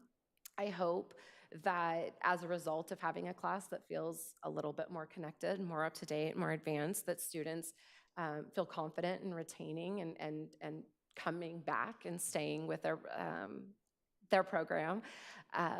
Definitely support of interdisciplinary. Many of these topics are not, like I said, not psychology contingent. You don't have to be a psychology major or a psychologist to find many of these topics like deeply helpful and interesting.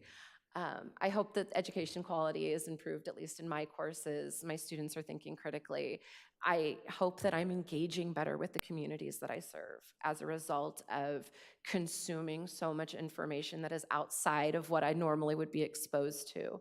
I hope that through these efforts, we have a strengthened institutional reputation. I would love our students to say, like, this is a class I'm excited about coming to. Geez, so close. This is a class I'm excited about coming to. These are topics I'm excited about. Nothing gets me more pumped than when I hear like voices elevating in a classroom. Like that's an exciting time. And obviously faculty development. It was an amazing experience for me, but also to be able to share it with my colleagues and have them respond and say, oh my gosh, thank you for looking at that, or that's so exciting. I've had several of my sources stolen already, and I'm thrilled that I've been able to share it, and that other people are excited about it as well. Thank you so much for the opportunity to have time, to have the opportunity to think about something that I love and to create something that has been really fun to share with students. A student made the mistake of saying, well, what more videos do you have? And I was like, girl. She wasn't prepared for that email. But it's just been so exciting to find, to be able to respond in a way. Because up until that point, I hadn't had a lot of time to review these sources either. So it's been wonderful. I would love to answer any questions or receive any comments you might have for me. Yeah, thank you. We'll go to Trustee Zia.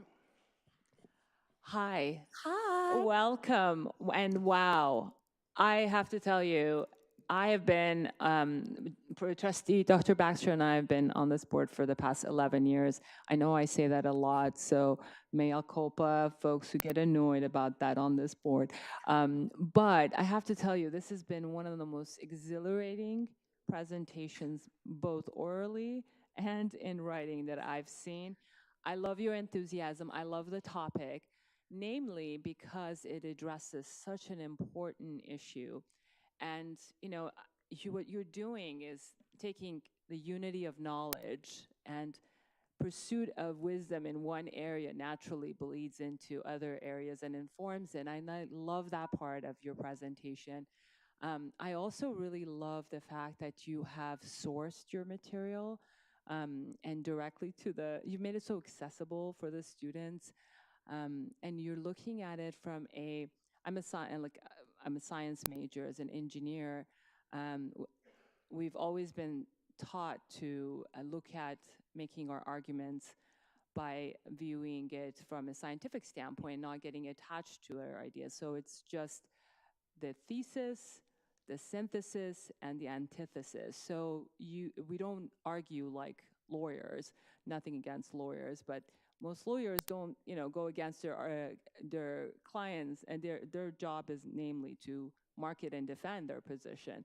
Whereas scientists, you look at it from all aspects, and you really look at it objectively, and the interdisciplinary area and the unity of the knowledge that you're bringing to the table, I think is going to be invaluable. I look forward to hearing more from you and seeing the impact on our students. I'm really grateful for your presentation, your presence, and just sheer impact that you're making and value that you're adding for our students and our district. Thank you so much. I thoroughly enjoyed reading it and listening to you. Thank you. Thank you, Trustee Zia. Congratulations. I was also very impressed. I'm not going to get into the details, but do you know how many of your students have used these references? Not enough. So you don't ask? Yeah. No, I'm just curious. I mean, I ask, it's a but one or 100, you know. Yeah, I ask, but they, are, I'll get to it. It's on my list, or whatever. okay. But I have had references taken and are now in like course content for other Okay. faculty members who embed it as like mandatory assignments for them to listen to this video or watch this. Yeah. So, Well, I'm glad you're doing work for other faculty. of course, of course. What else do I have to do? Yeah. Okay, but thank you very Thank much. you Very so much. interesting. Thank you. Dr. Morton? Thank you for the very energetic report and sabbatical reports. I enjoy sabbatical reports to hear how the faculty have used their time in expanding their research. And I really enjoy that you meet the students where they are with regard to critical thinking and the interdisciplinary approach to your studies. So that's very exciting to hear, and how you're encouraging the students to use what they're already doing for their studies. So that's really encouraging and really exciting to hear. And I also like how you've positioned it to help faculty and show them a new way to approach their pedagogy and how to approach their students and their learning and their research. So thank you very much for a very energetic report. Thank you. Trustee Malulu? Hi, Katie. Hi. I love your enthusiasm. Thank you very much. My favorite part of your presentation was the diversity in that table of contents that you showed, all those different subjects. Wow. I would enjoy going through all 76 pages just to read the research that you provided. I think you are teaching to the future with the podcasts and the docuseries and documentaries. And we are definitely moving away from traditional textbooks and even ebooks. And I think that a lot of the content that our classrooms are offering with podcasts provides a more comprehensive academic experience for our students because it's more relatable for them. And we see those 15, 30-second snippets on various social media platforms. And if we teach to that and we can plug in 15, 30-second subject matter content, I think our students will probably enjoy learning more. I don't know how effective it would be, but I do think that they would enjoy the process more than the traditional reading the textbook. So we have to adapt to the times and the attention span of our students, and I think you've done a magnificent job doing that. So I look forward to seeing what else you do. All right, I'll close it out. Well, thank you so much for the presentation. Great content. I tried in my thermodynamics class in Long Beach State to do flipped classroom and have them watch the video ahead of time, and half of them didn't do it. No.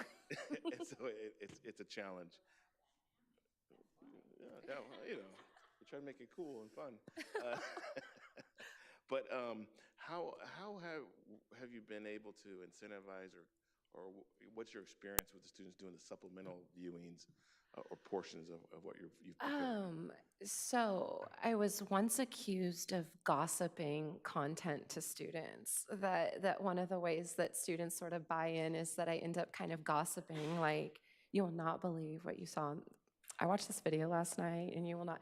And so I have found that the incentive for students is like purely intrinsic. It's that sometimes it's the way you phrase it that makes it interesting, and that if you can find something that your students care about, if you can find something that they're passionate about, and then like oh, you're having this concern. I just have the best podcast about like single parenting, or I saw the best resource for stress reduction techniques by, this therapist. You might really like them.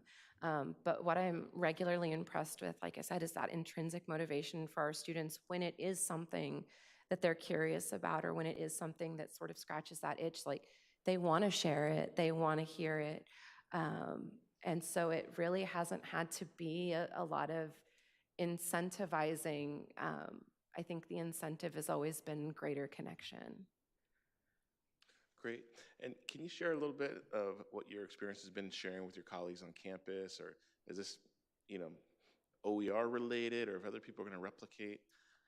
How has that experience been? Yeah, I'm not sure, what other folks will, if with replication, or how they will receive it. I think that it's a mixed bag in academia, because there are some folks who feel, a little bit uncomfortable with the idea of a celebrity-hosted podcast having any scholarly merit.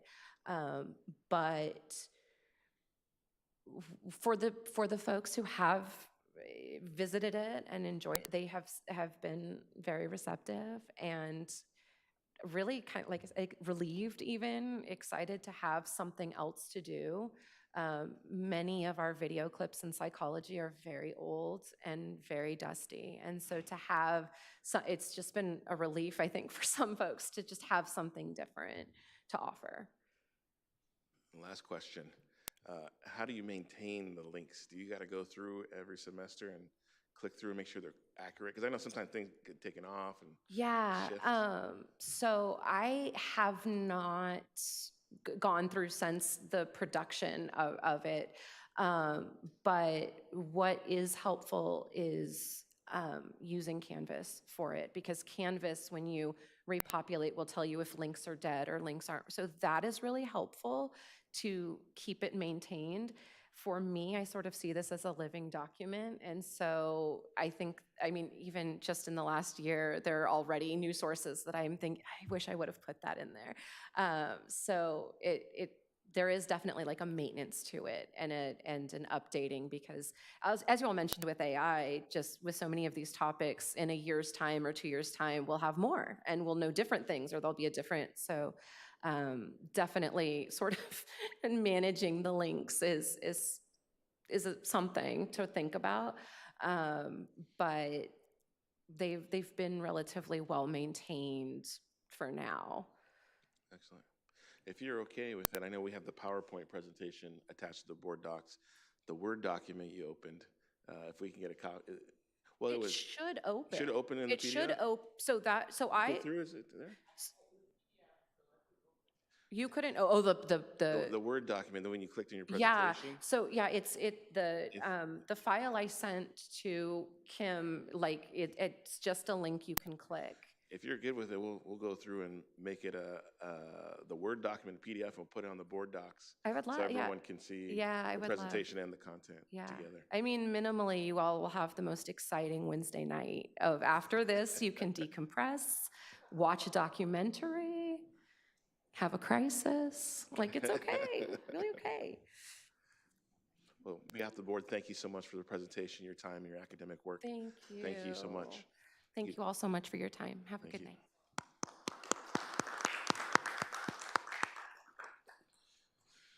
We're moving to 7.3, our foundation annual report. So I'll ask Paul and Gina to come on up. And this is an informational item that's our annual presentation from the Long Beach City College Foundation. Okay, thanks. Hey, good evening, everybody. President Intuk, VP Morton, Trustee Vivian Malauulu, Trustee Zia, and Trustee Baxter, and friends and family. That's what it feels like when I work here, President Munoz. I want to thank you for having us. I also want to thank our board president, Summer Temple, who's taking time out of her busy schedule. She's got a big event tomorrow morning, and she's doing a little prep work back there for it. So this is kind of a high-level, once-a-year presentation, and so that's me a few years ago. So just in case you wanted to see that. So back in, I'm on my 6th year. Isn't that crazy? It's kind of hard to believe. It really is. Best job I've ever had. I love coming to work every day. I love what I do. It's teamwork, and it starts from the top. It starts with you guys, and you guys create a great environment for fundraising right now. And so I do appreciate that. And I also want to acknowledge my staff. I have an incredible, we're lean and mean. Everybody is on point, and we have the best staff we've ever had right now. So I really want to give them kudos because we process a lot of transactions, and they get them out every week for our students. So I'm going to be presenting some numbers, and just so you understand, these are just numbers, but behind all these numbers are students that are being helped, students that are getting further down the road because they get more financial assistance. We also help faculty and staff with some of their programs as well. But we did kick off a campaign in January 1 of 2020, and it seemed like it's going to be a 7-year campaign. It was so far away, and we're closing in the last 2 years of this campaign. And so the 2 posts of that campaign really, because when I got here, the position was vacant for quite a few months, and there was really nothing happening in the fundraising arena. And it was really about raising money for current programs to make sure we can maintain scholarships and really establishing endowments for future funding for our students to make sure we had those 2 things in place over the long haul. With that, so these are a couple of endowments. When we started in 2020, we were at 12 million in endowments. We're up to almost 26 million in endowments currently. And our assets back in 2020 when we started the campaign were at 17 million, and we're approaching 37 million now in total assets for the foundation. And again, that represents student aid and student help.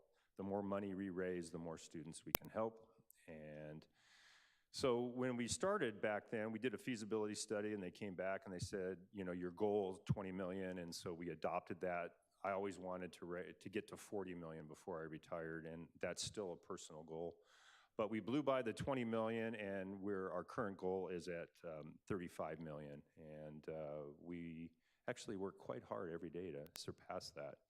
Within that, there was a lot of things that we wanted to do within the campaign.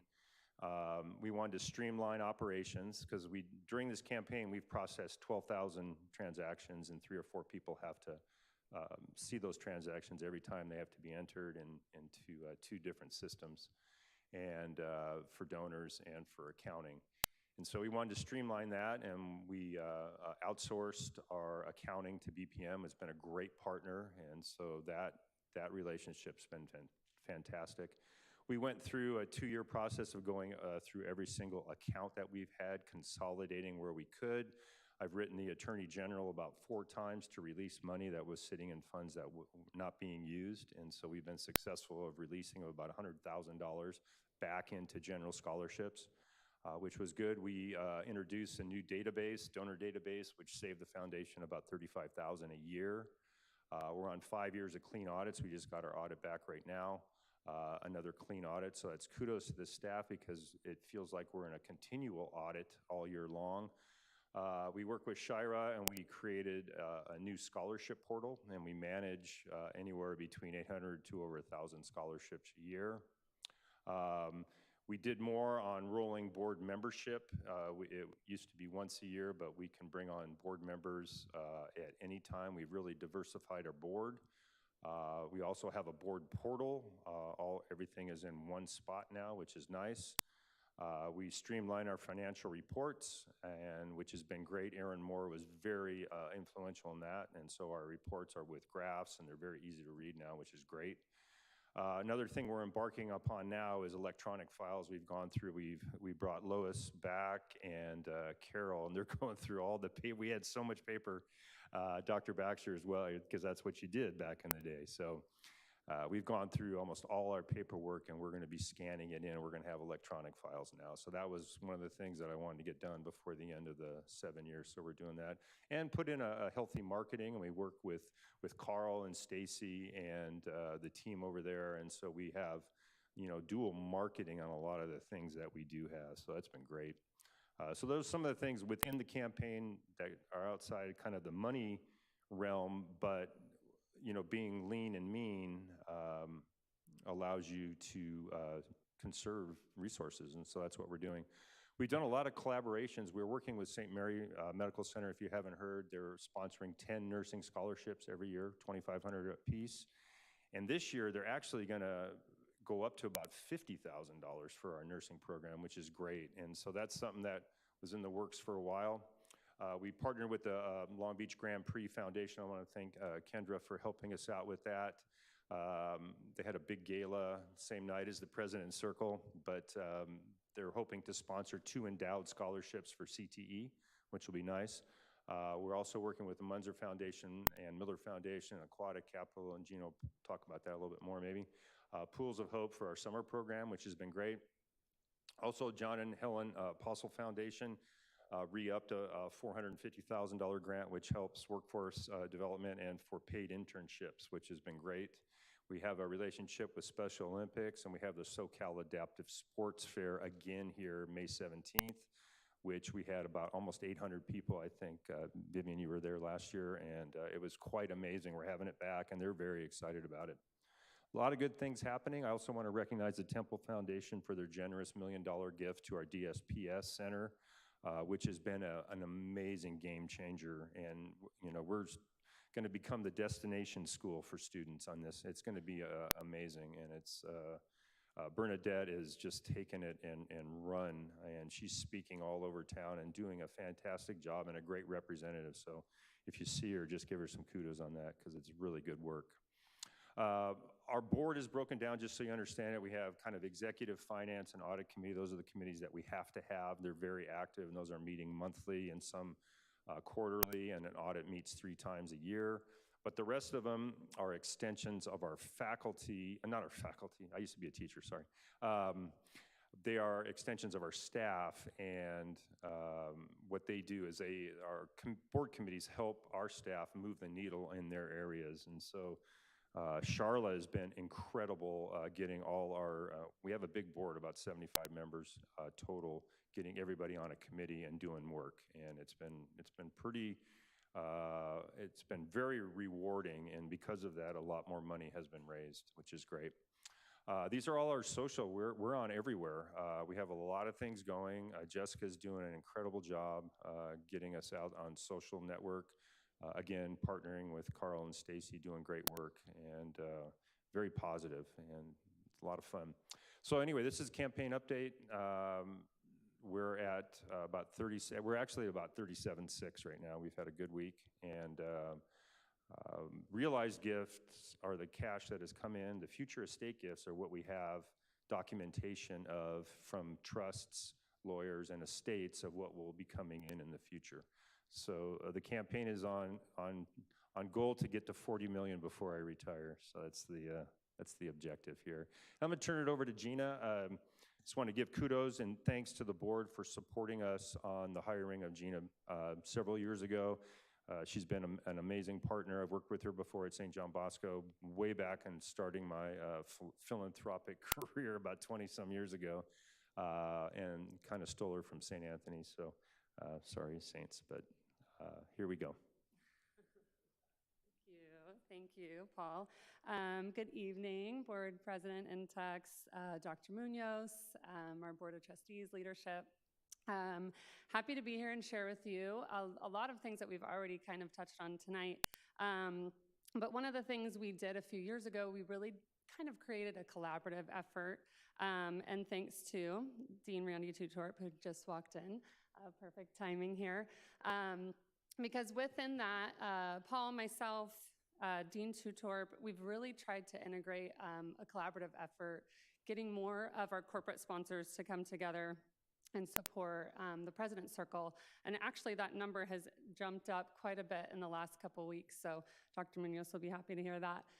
We're closer to about 450,000 from the beginning of 2022. And you can see here just a list of our corporate sponsors. These are, a lot of these businesses work on bond projects here on the college, and so it's been great to see them kind of jump in on a more consistent and annual basis within the President's Circle. Again, just really utilizing our board. A lot of these, I think every single member up here, with the exception of a few, are our Board of Governors. We have an opportunity when they come onto the board that they can make an additional gift to the President's Circle. It's been huge. And we've seen a really big increase in that. And so again, this is supporting programs, but also really engaging a lot of our partners. And so we're grateful to see that increase. Real quick on this, President's Circle supports State of the College, College Day, President's Ambassadors Program, student scholarships, and many additional programs that Dr. Munoz kind of puts forth. Oftentimes at commencement, students need extra support, so we're able to do that with that additional funding. So originally when I came in, it was all about athletics. As I've been here the last couple years, the job has expanded. And one of the things that we've tried to do is really focus on how can we increase the support that we have for athletics, but what does that mean for our students? So this number right here is our total gross income.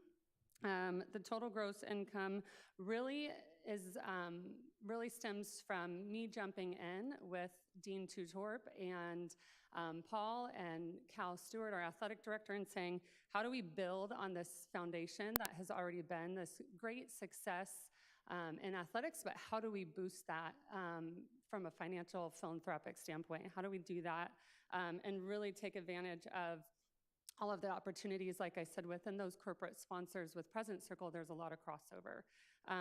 So this amount is comprised of our Viking Athletic Club, team-based fundraising, our golf tournament, the athletic endowment, the summer camp grant programming, and money that's come in to support our Student Athlete Success Center. So our net income is roughly about $1.3 million in the last couple of years. But again, it's just this collaborative effort of utilizing leadership on campus and our foundation efforts to really streamline how we can continue to support our student athletes. And you can see that listed there. Alleviating any budget strains, over 500 plus student athletes, and how do we do that in a really effective way? And so Randy and I have sat down, every year we evaluate like a 22 line item budget just for athletics, that we take our annual athletic fundraising and we really dig into where are the gaps, where are some of the needs that we need to extend some additional support.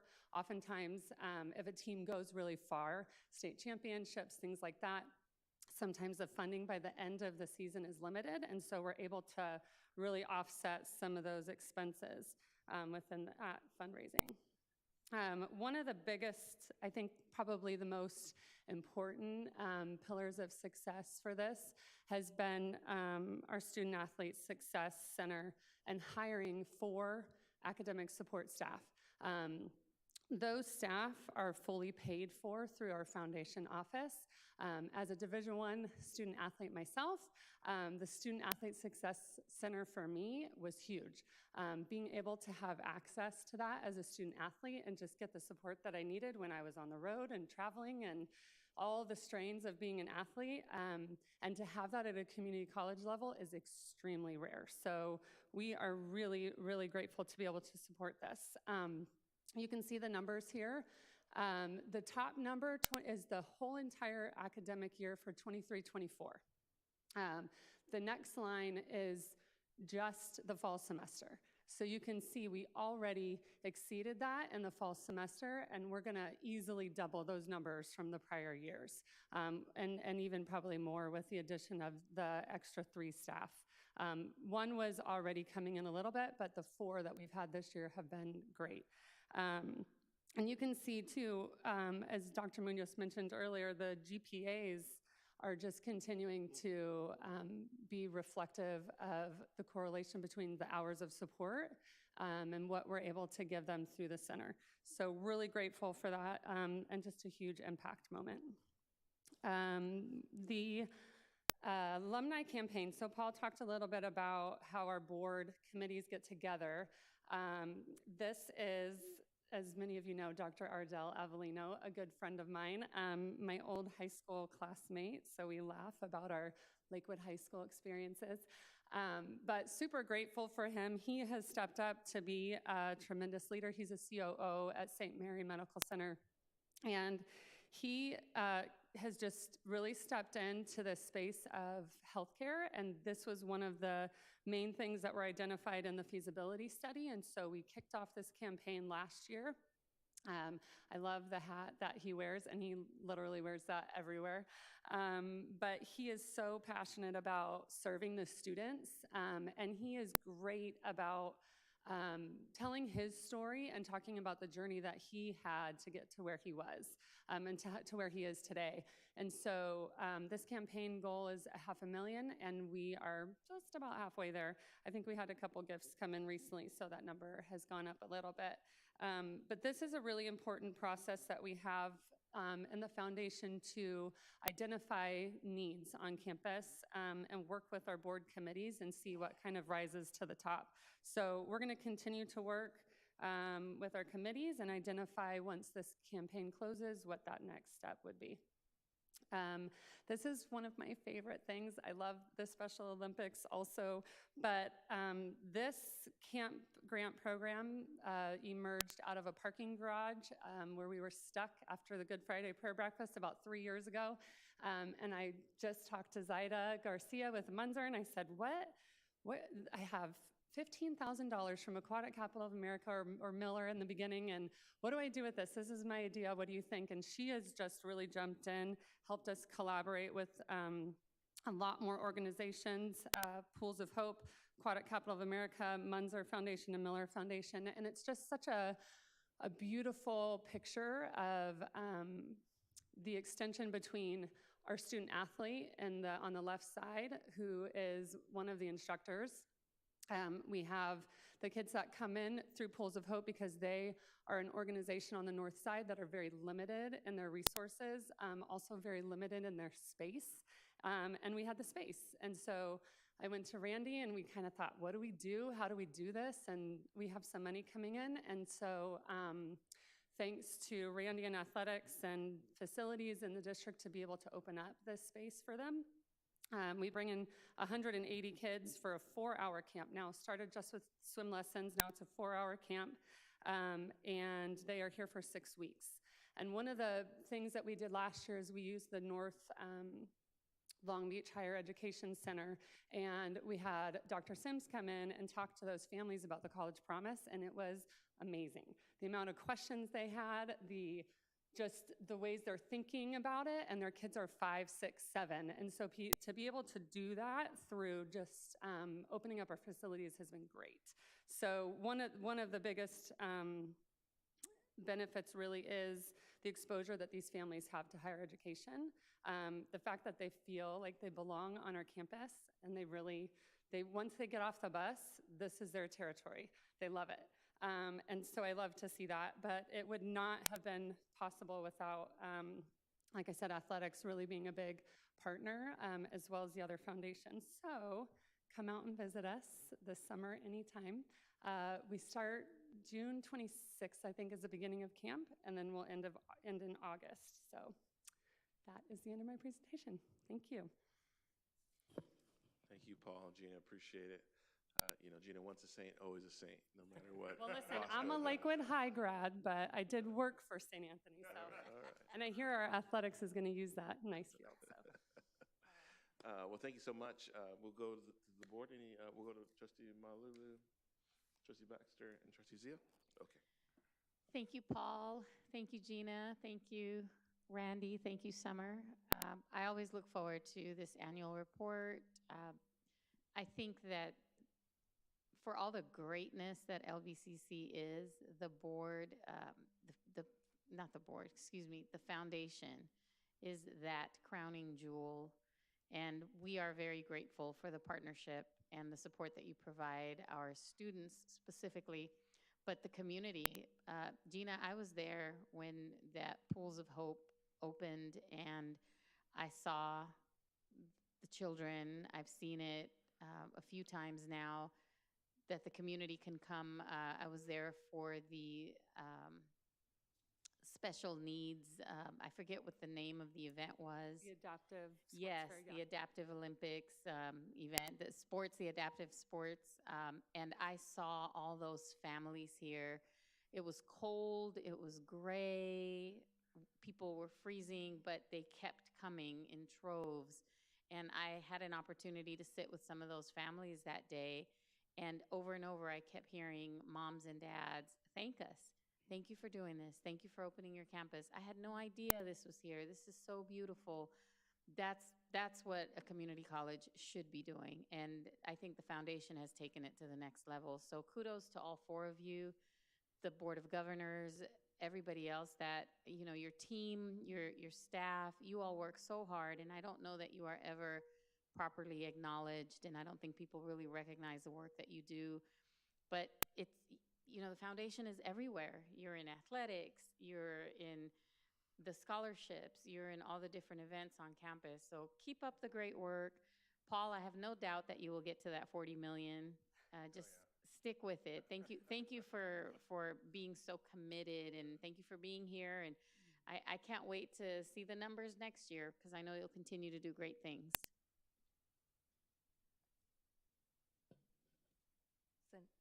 Trustee Baxter? Okay, well, hello. Gina, I want you to give lessons to everyone who stands in that podium. You, and Paul too. But you understand, you don't move your head, go like that. And I'm sorry, I missed half. That psychologist was fabulous, but she kept moving her head. So, you know, I heard like every other word, but you were perfect. I heard everything, Paul, I heard everything you said. So I want you to give lessons. Anyway, I'm sorry, that I thought you were going to say pitching lessons. I don't know. No, but Vivian.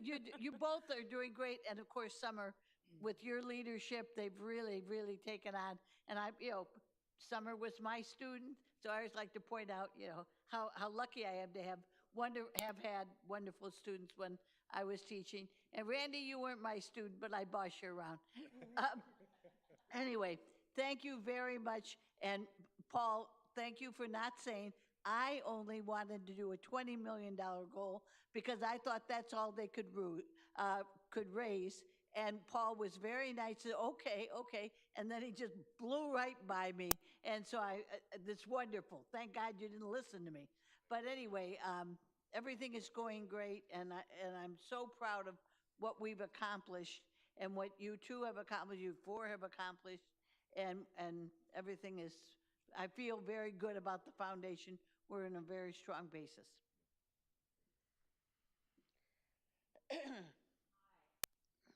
I am so proud of you and what you've accomplished and the journey. It's been quite an odyssey in the past few years, and I've borne witness to how you've overcome and transcended some of the trials and tribulations, and still persevered.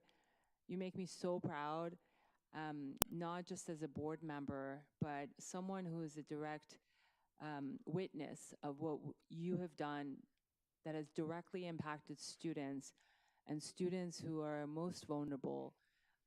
I love the presentation. I love the pictures and what you showed me. And a lot of the students and a lot of the community members that come and you've given access to by way of the many resources provided to them. A lot of them live in my district. I represent the poorest zip code in the country, one of the poorest zip codes. So my gratitude to you is bottomless. Keep it up. I am so inspired, Paul, that you're just like, you just keep leading the charge and just breaking that budget you set. I mean, it's amazing. It's amazing, and it's really laudable. And that says a lot about you and your team.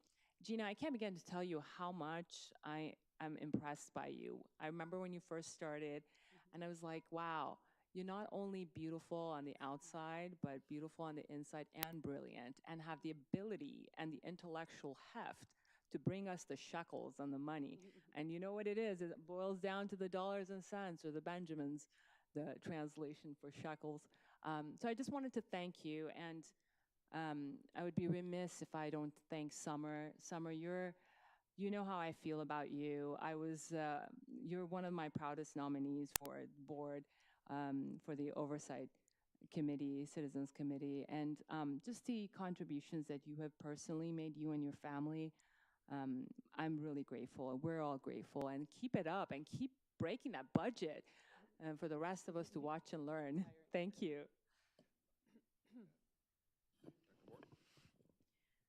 I just want to say thank you to the foundation, Paul, and everyone. You do a wonderful job in supporting the students and the college, and just the visibility and the support that is felt is phenomenal. And just the short while that I've been a trustee, it's been wonderful getting to know more about the foundation from this side, and just experiencing it from a trustee perspective. But when I was a community member and supporting the foundation, I always knew that it was going to something powerful, and just seeing it in the community from both sides, from my perspective, is just a wonderful thing. So thank you for all you do, and I look forward to next year and seeing and hearing more of the great things that are going to happen in the future. Thank you. Awesome. Well, thank you, everyone, for the presentation and being with us late this evening through all of our fun and other policy items. And I will see you at the golf tournament. All right. Thank you so again. much. Appreciate you both. Thank you. Thank you. All right, next we move to section 8 is our consent agenda item. 8.1 allows any item to be pulled from the consent agenda. Is there any items that would like to be pulled? Trustee Zia? Yes, item 8.12. All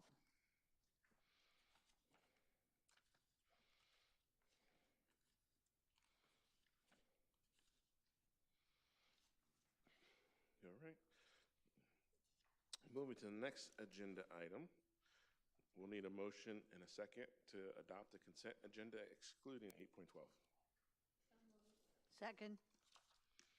It's been moved by Trustee Malauulu, second by Trustee Baxter. Any discussion on the consent agenda?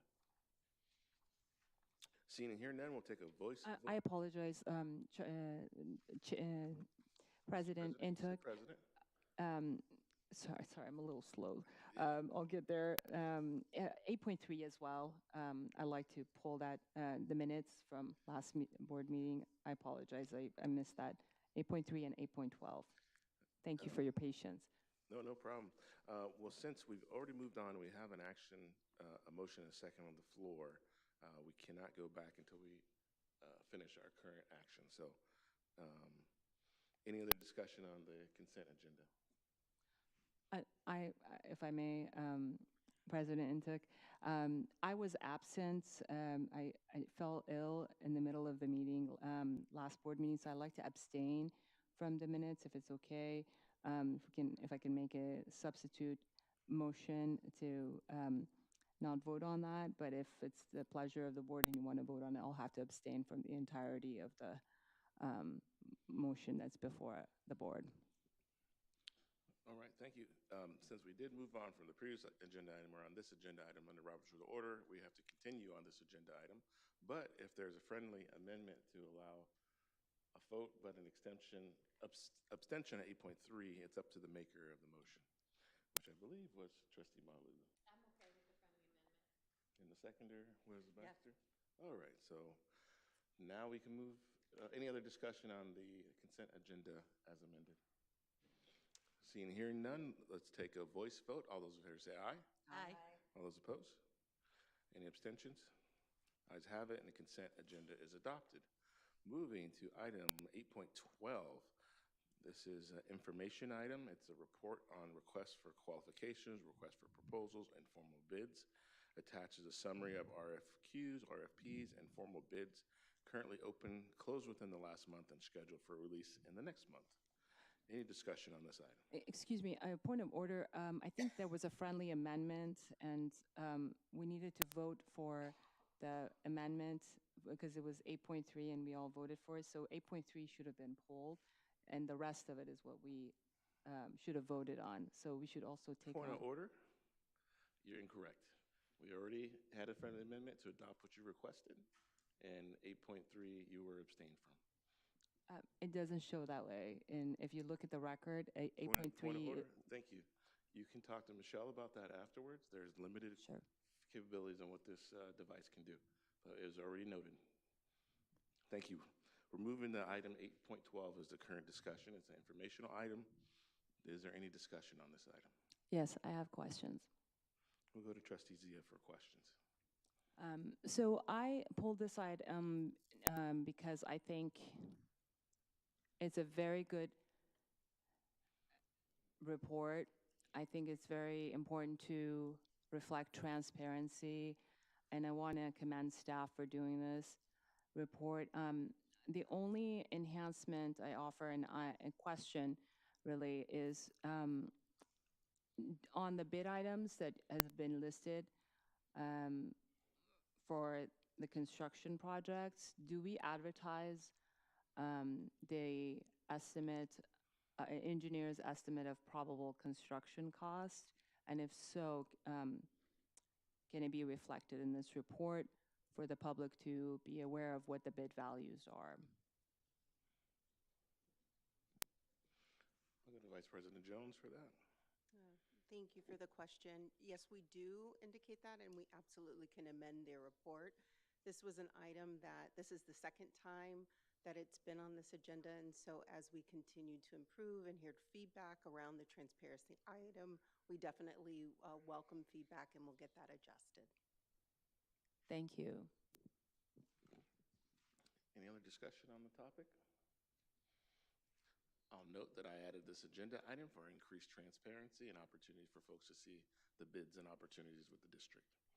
Moving to the next section, number 9, and that was information item we don't need to vote on. Point of order, we need to vote on this.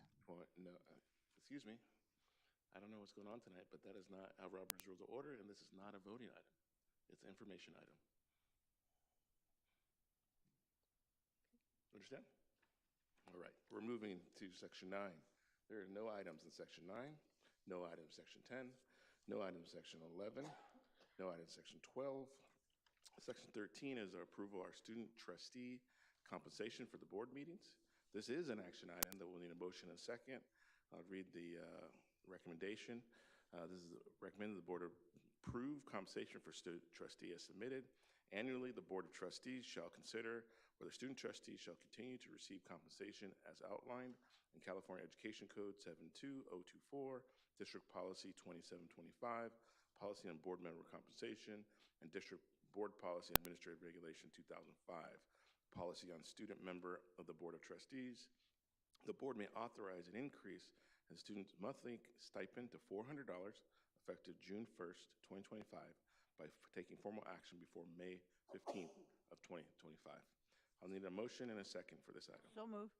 Second. I have a motion by Trustee Malou, second by Trustee Baxter. Any discussion on the item? We did have a previous policy amendment earlier in the meeting. Seeing and hearing none, we'll take I think we should probably take a roll call vote on this. Secretary Reese? Student Trustee Gonzalez, absent. Virginia Baxter. Aye. Vivian Malauulu. Aye. Annette Morton. Aye. Uduak-Joe Ntuk. Aye. Sunny Zia. Aye. All right. The item is adopted, and the increase in student trustee monthly stipend will go into effect next fiscal year. Going to item 14.2, board reports on committees. I don't believe we had any committee meetings this past month. Going to 15.1 is LBCCFA bargaining president's report. Suzanne Englehart for 5 minutes.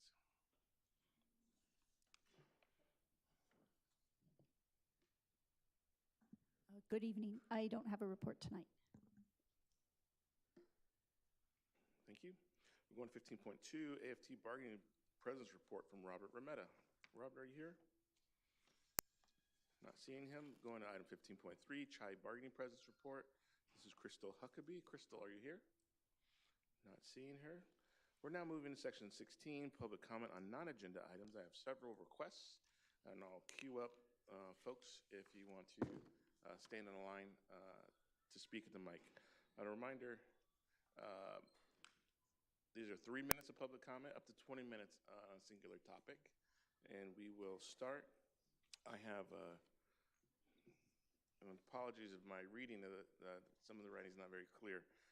Is it Jules Rinkendina? I have Nani, or Nani, N-A-N-I. And BD. With those three individuals want to come up? Jules, you want to go first? 3 minutes.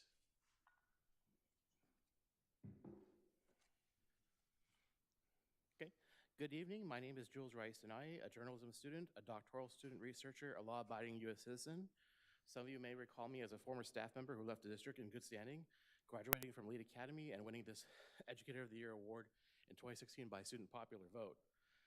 5 years ago, while serving as a deputy director for LA County, yet engaged in free speech on my personal time against government crimes against humanity.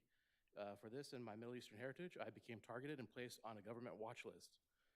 For the past 3 years, elements from the FBI, LA Sheriff, and Long Beach Police, among others, have engaged in weaponized, community-involved psychological warfare and clandestine activities, purposely destroying my life and career through constant surveillance, organized harassment, stalking, spreading false narratives, encouraging others to commit crimes against me and my property, which includes assault and battery, robbery, vandalism, criminal threats of violence or reprisal for speaking out, among many others.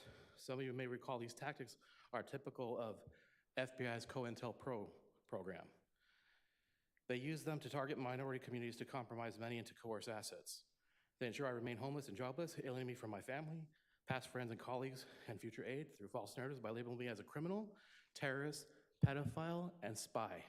I came to LPCC not to hide, yet to preserve and understand the phenomena by using logic and scientific method to study history and observe any discernible adverse reactions of those who know me well, as my character and conduct while here at LBC has been beyond reproach. The FBI has amplified their activities to enforce my removal. I've sought legal aid, but they've used its vast resources to sabotage me, to continue its abuse, obstruction, and intimidation through technological means and interference, and an army of informants and provocateurs, some among the community and including students and staff here. In addition to witnessing a momentous waste of taxpayer dollars, their actions constitute domestic terrorism, criminal entrapment, and conspiracy, as well as unsanctioned human experimentation in the veins of Milgram, Pavlov, and Zimbardo. As an academic, the sheer frequency of crimes I have endured while within the Safe Parking program is statistically improbable. Yet the district in a review stated it does not recognize assault, battery, vandalism, or threats of violations, or the perpetrators are always just escaping justice. As perplexing as the district responses were, I realized that it may not be at liberty by threat of obstruction or lack of general knowledge. I'm here to memorialize my plight. No, I am a victim, not a willing participant to treachery, nor to belabor this institution with unnecessary intrigue. I'm also thankful to the district and the foundation for their generosity and tolerance despite the disruptions, even while I appear seemingly adversarial. I'm still a student, and I'm still an educator. I'll take all necessary actions as prescribed by the laws of this nation to protect my life, liberty, and prosperity, personal interests, individual rights, due process, and rule of law are cherished tenets and guarantees under our Constitution. I'm witness to parallels on the deterioration of our democracy nationally by engaging the community in clandestine activities locally to perpetuate fear, paranoia, mistrust, which ultimately undermines all. That's your time, sir. Thank you so much. We're now going to Nani, N-A-N-I, for 3 minutes. We are here to demand that the College Board and Superintendent President take decisive action in bringing the divestment plan we brought to you at the last meeting to the table with other Southern California community colleges. Divestment from weapons, fossil fuels, and human rights abuses. Let us do the research into the fiscal impact. Let us have conversations with our workers and union reps. Let us take immediate action. We demand you erase your racist and lethal statement on Instagram that refers to Palestinians as terrorists and genocide as war, ignoring your Palestinian students, staff, faculty, and community members who are watching their home at this time be carpet bombed. This network of concern in this college's current and potential involvement in genocide is growing.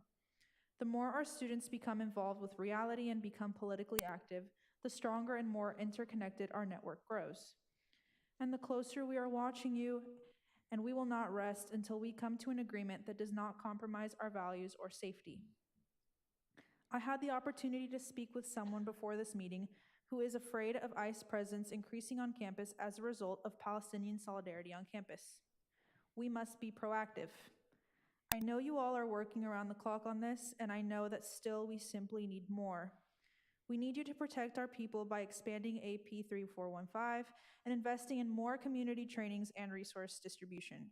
We must find a strategy to create a legal fund, and on the ground, we must create a network that is prepared to defend our neighbors and track them through the detention system if that is what it comes to, or do outreach to existing organizations that do this work already to connect them to this campus. And we will do two things at once because we must. The fight for Palestine and the fight for civil liberties / democracy / migrant rights / human rights / everything else that this crisis addresses. We demand you prohibit investments into deportations and migrant detention centers by default by not having a policy in place with human rights language included. And let us be critical and intelligent with our political analysis. 6 Cal State students have had their student visas revoked who had nothing to do with Palestine. Xenophobic nationalism is not about activism, it's about ethnic cleansing. But by not standing with us, institutions make it about activism because they leave us vulnerable. Far-right violence and state violence will always enjoy popular support if you start with easy, vulnerable targets and you normalize that violence. Palestine and immigration are issues that are intertwined. If you want to protect students, let's work together. Let's protect our Palestinian students and their families in the ways that we've outlined for you. And let us protect immigrants by divesting from their persecution and working towards every line of defense from deportations that is at our disposal.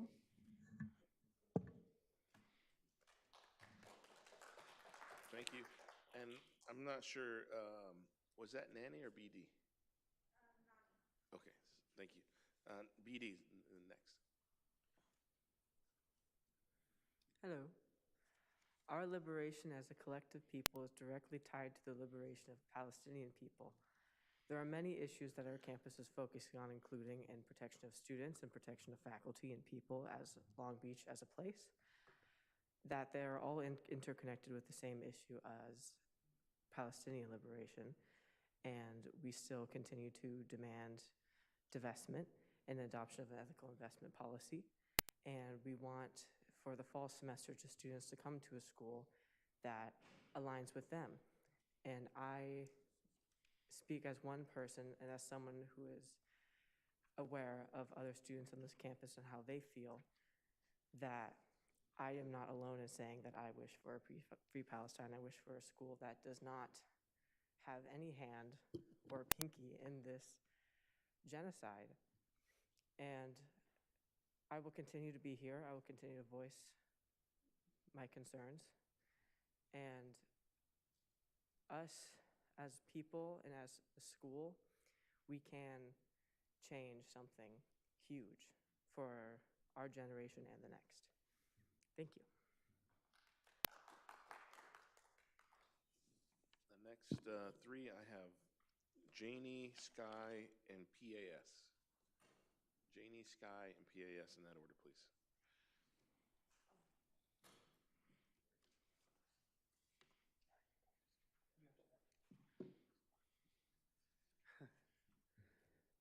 Can you hear me? Yes. Okay, I'm ready. Let's go.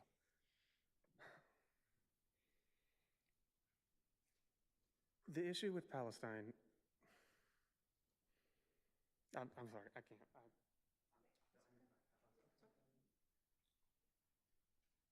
Next, we have Sky.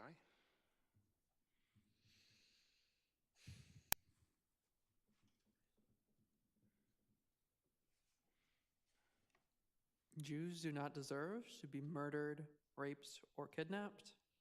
Palestinians do not deserve to be murdered, raped, or kidnapped. Anything that we do as a nation, as an institution, and as individuals that contributes to any of these inhumane acts needs to be stopped immediately.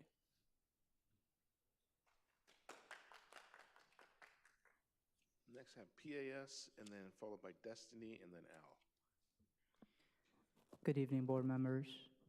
I would like to talk today about the IHRA definition of anti-Semitism. The IHRA is the International Holocaust Remembrance Alliance. Sunni recently, or a year or 2 years ago, adopted the following non-legally binding working definition of anti-Semitism on campus.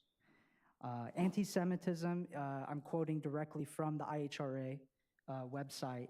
Anti-Semitism is a certain perception of Jews which may be expressed as hatred towards Jews. Rhetorical and physical manifestations of anti-Semitism are directed towards Jewish or non-Jewish individuals and or their property, toward Jewish community institutions and religious facilities.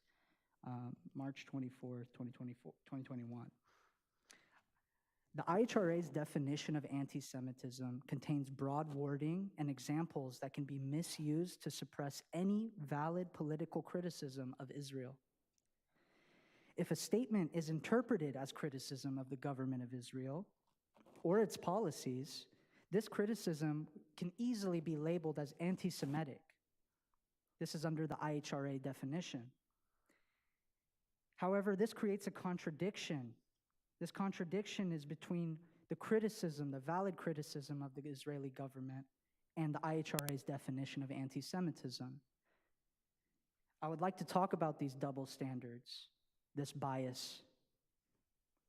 Someone applies a double standard claiming that the criticism of Israel is always anti-Semitic, but criticism of other countries such as Iran, Yemen, Iraq, it's not Islamophobic. What I would like to point out is you're revealing a personal bias by contradicting yourself using the IHRA definition of anti-Semitism. This inconsistency undermines the credibility of your argument and suggests that you concern yourself about discrimination. Your concern is selective rather than a principle. Free Palestine. Next, we have Destiny and then Al as our last two speakers. Ghassan Kafani said that talking with Israel is a conversation between the neck and the sword. He was affiliated with the Popular Front for Liberation of Palestine. He was the author of many books.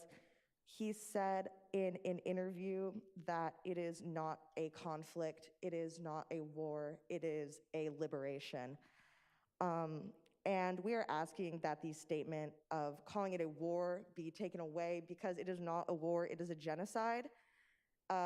America has put in their hat since the 40s, sending money to the IDF in order to fund this genocide. We've sent over $310 billion. That's an average of $3 billion a year.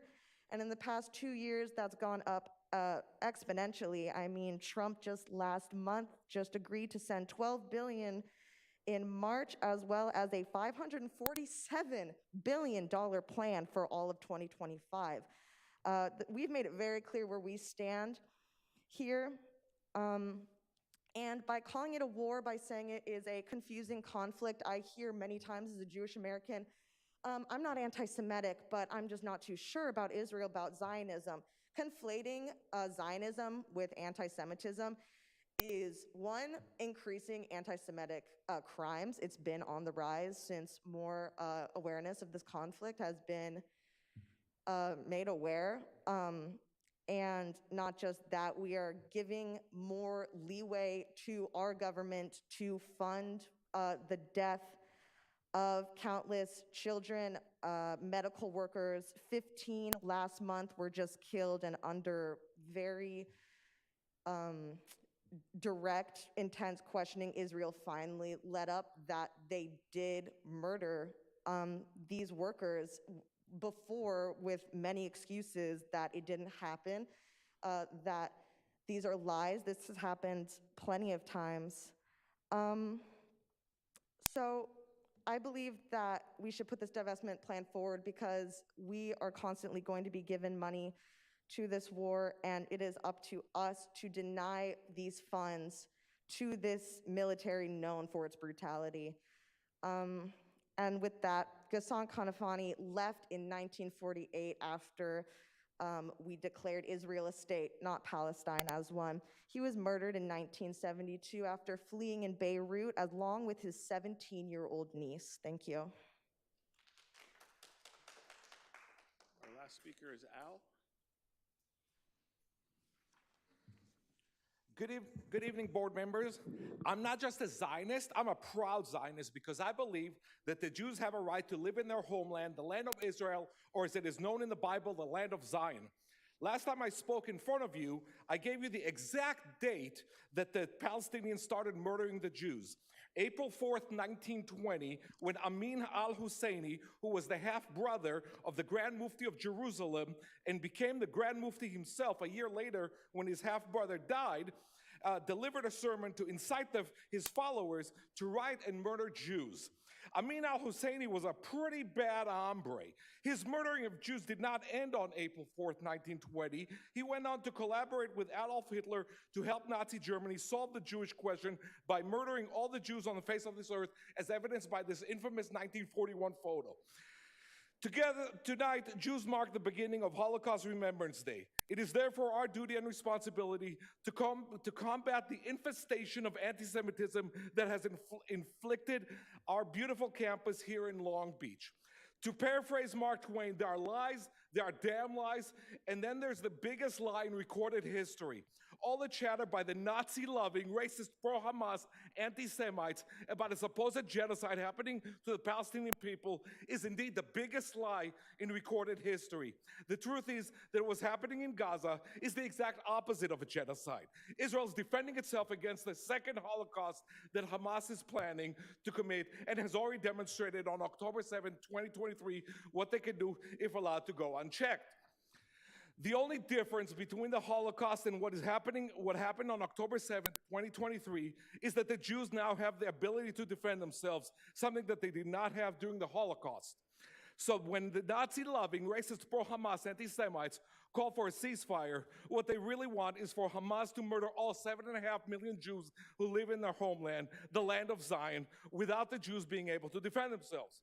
While the Nazi-loving, racist, pro-Hamas anti-Semites have the First Amendment constitutional right to spew their filthy and disgusting racism, you on the dais have the duty and responsibility to discourage this filthy racism from festering within our boardroom. Here's a couple of actions you can take. First, pass a rule to prohibit any face covering or mask when speaking at this lectern. The pandemic is long behind us, and there's plenty of social distancing for any speaker speaking from this lectern. There's absolutely no need to wear face masks except to spread filthy and disgusting anti-Semitism. Second, every time that the Nazi-loving, racist, pro-Hamas anti-Semites come here to ask for a ceasefire resolution or whatever the hell they ask for, and to enable Hamas to murder 7.5 million Jews, pass a resolution calling for more aid to Israel. This will send a clear and unambiguous message that the Nazi-loving, racist, pro-Hamas anti-Semites are not wanted here. Thank you. Thank you. This concludes our non-agenda public comment, and we'll be moving on with the meeting. Thank you, everybody. Item 17, we do have a second closed session that we will be adjourning into next. In closing our open session meeting, the next regularly scheduled meeting of the Board of Trustees will be held on May 14th, 2025, with closed session at 4:30 p.m., open session at 5:30 p.m. We're adjourning in memory of two individuals recently passed, Jack Streeter and Sandra Chani Olmeda Richardson. If we can just take a moment of silence and remember those two individuals.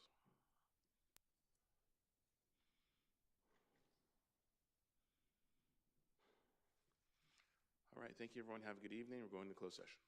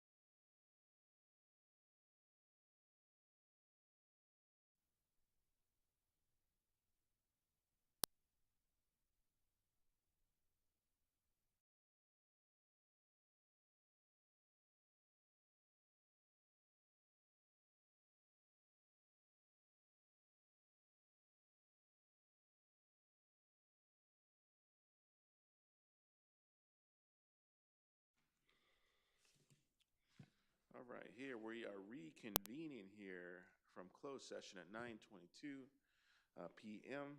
This is the Long Beach Community College District Board of Trustees meeting for April 23rd, 2025. There's no reportable action coming out of closed session, the second closed session. Again, our next meeting will be on May 14th, 2025, a closed session at 4:30 p.m., open session at 5:30 p.m. We are adjourning the meeting today at 9:22 p.m. Thanks, everybody. Have a good evening. Thank you.